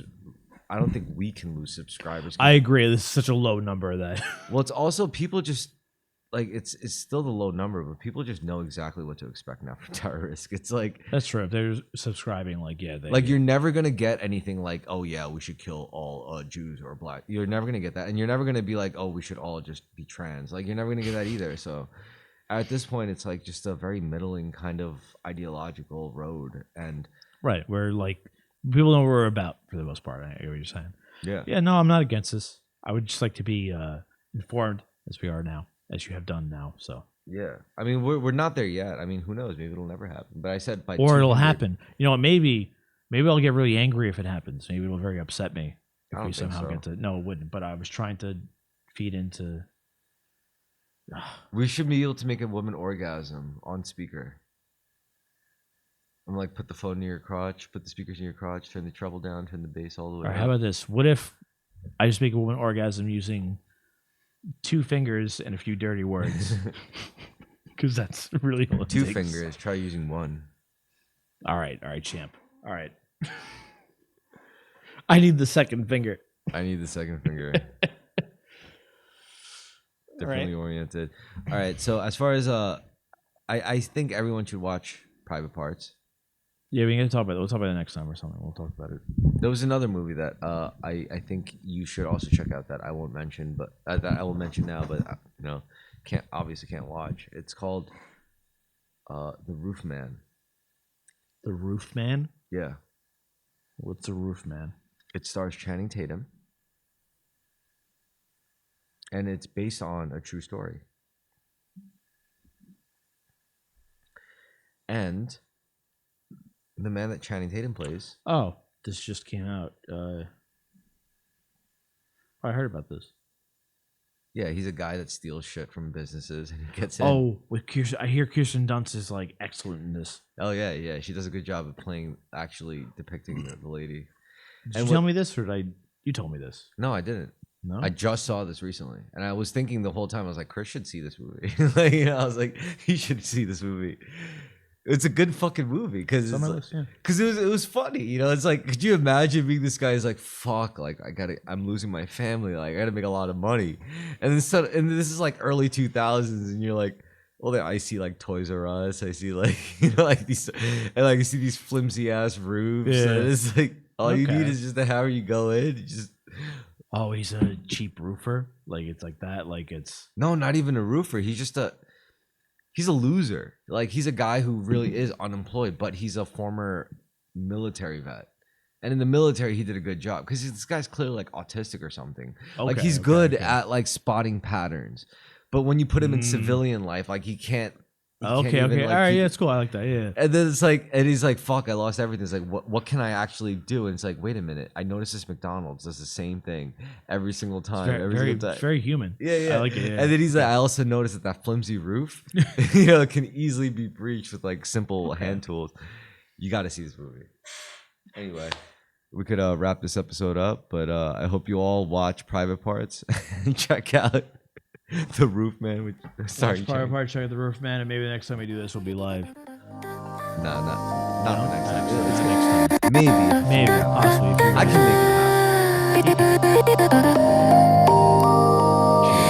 Rest now, tired mind. Lay the burden down. I've gathered the threads of your heavy crown. That special spark you guarded like a fire in the cold. It's a common thread I've woven, and it's easily rewrote. It isn't an ending, just a change in the card.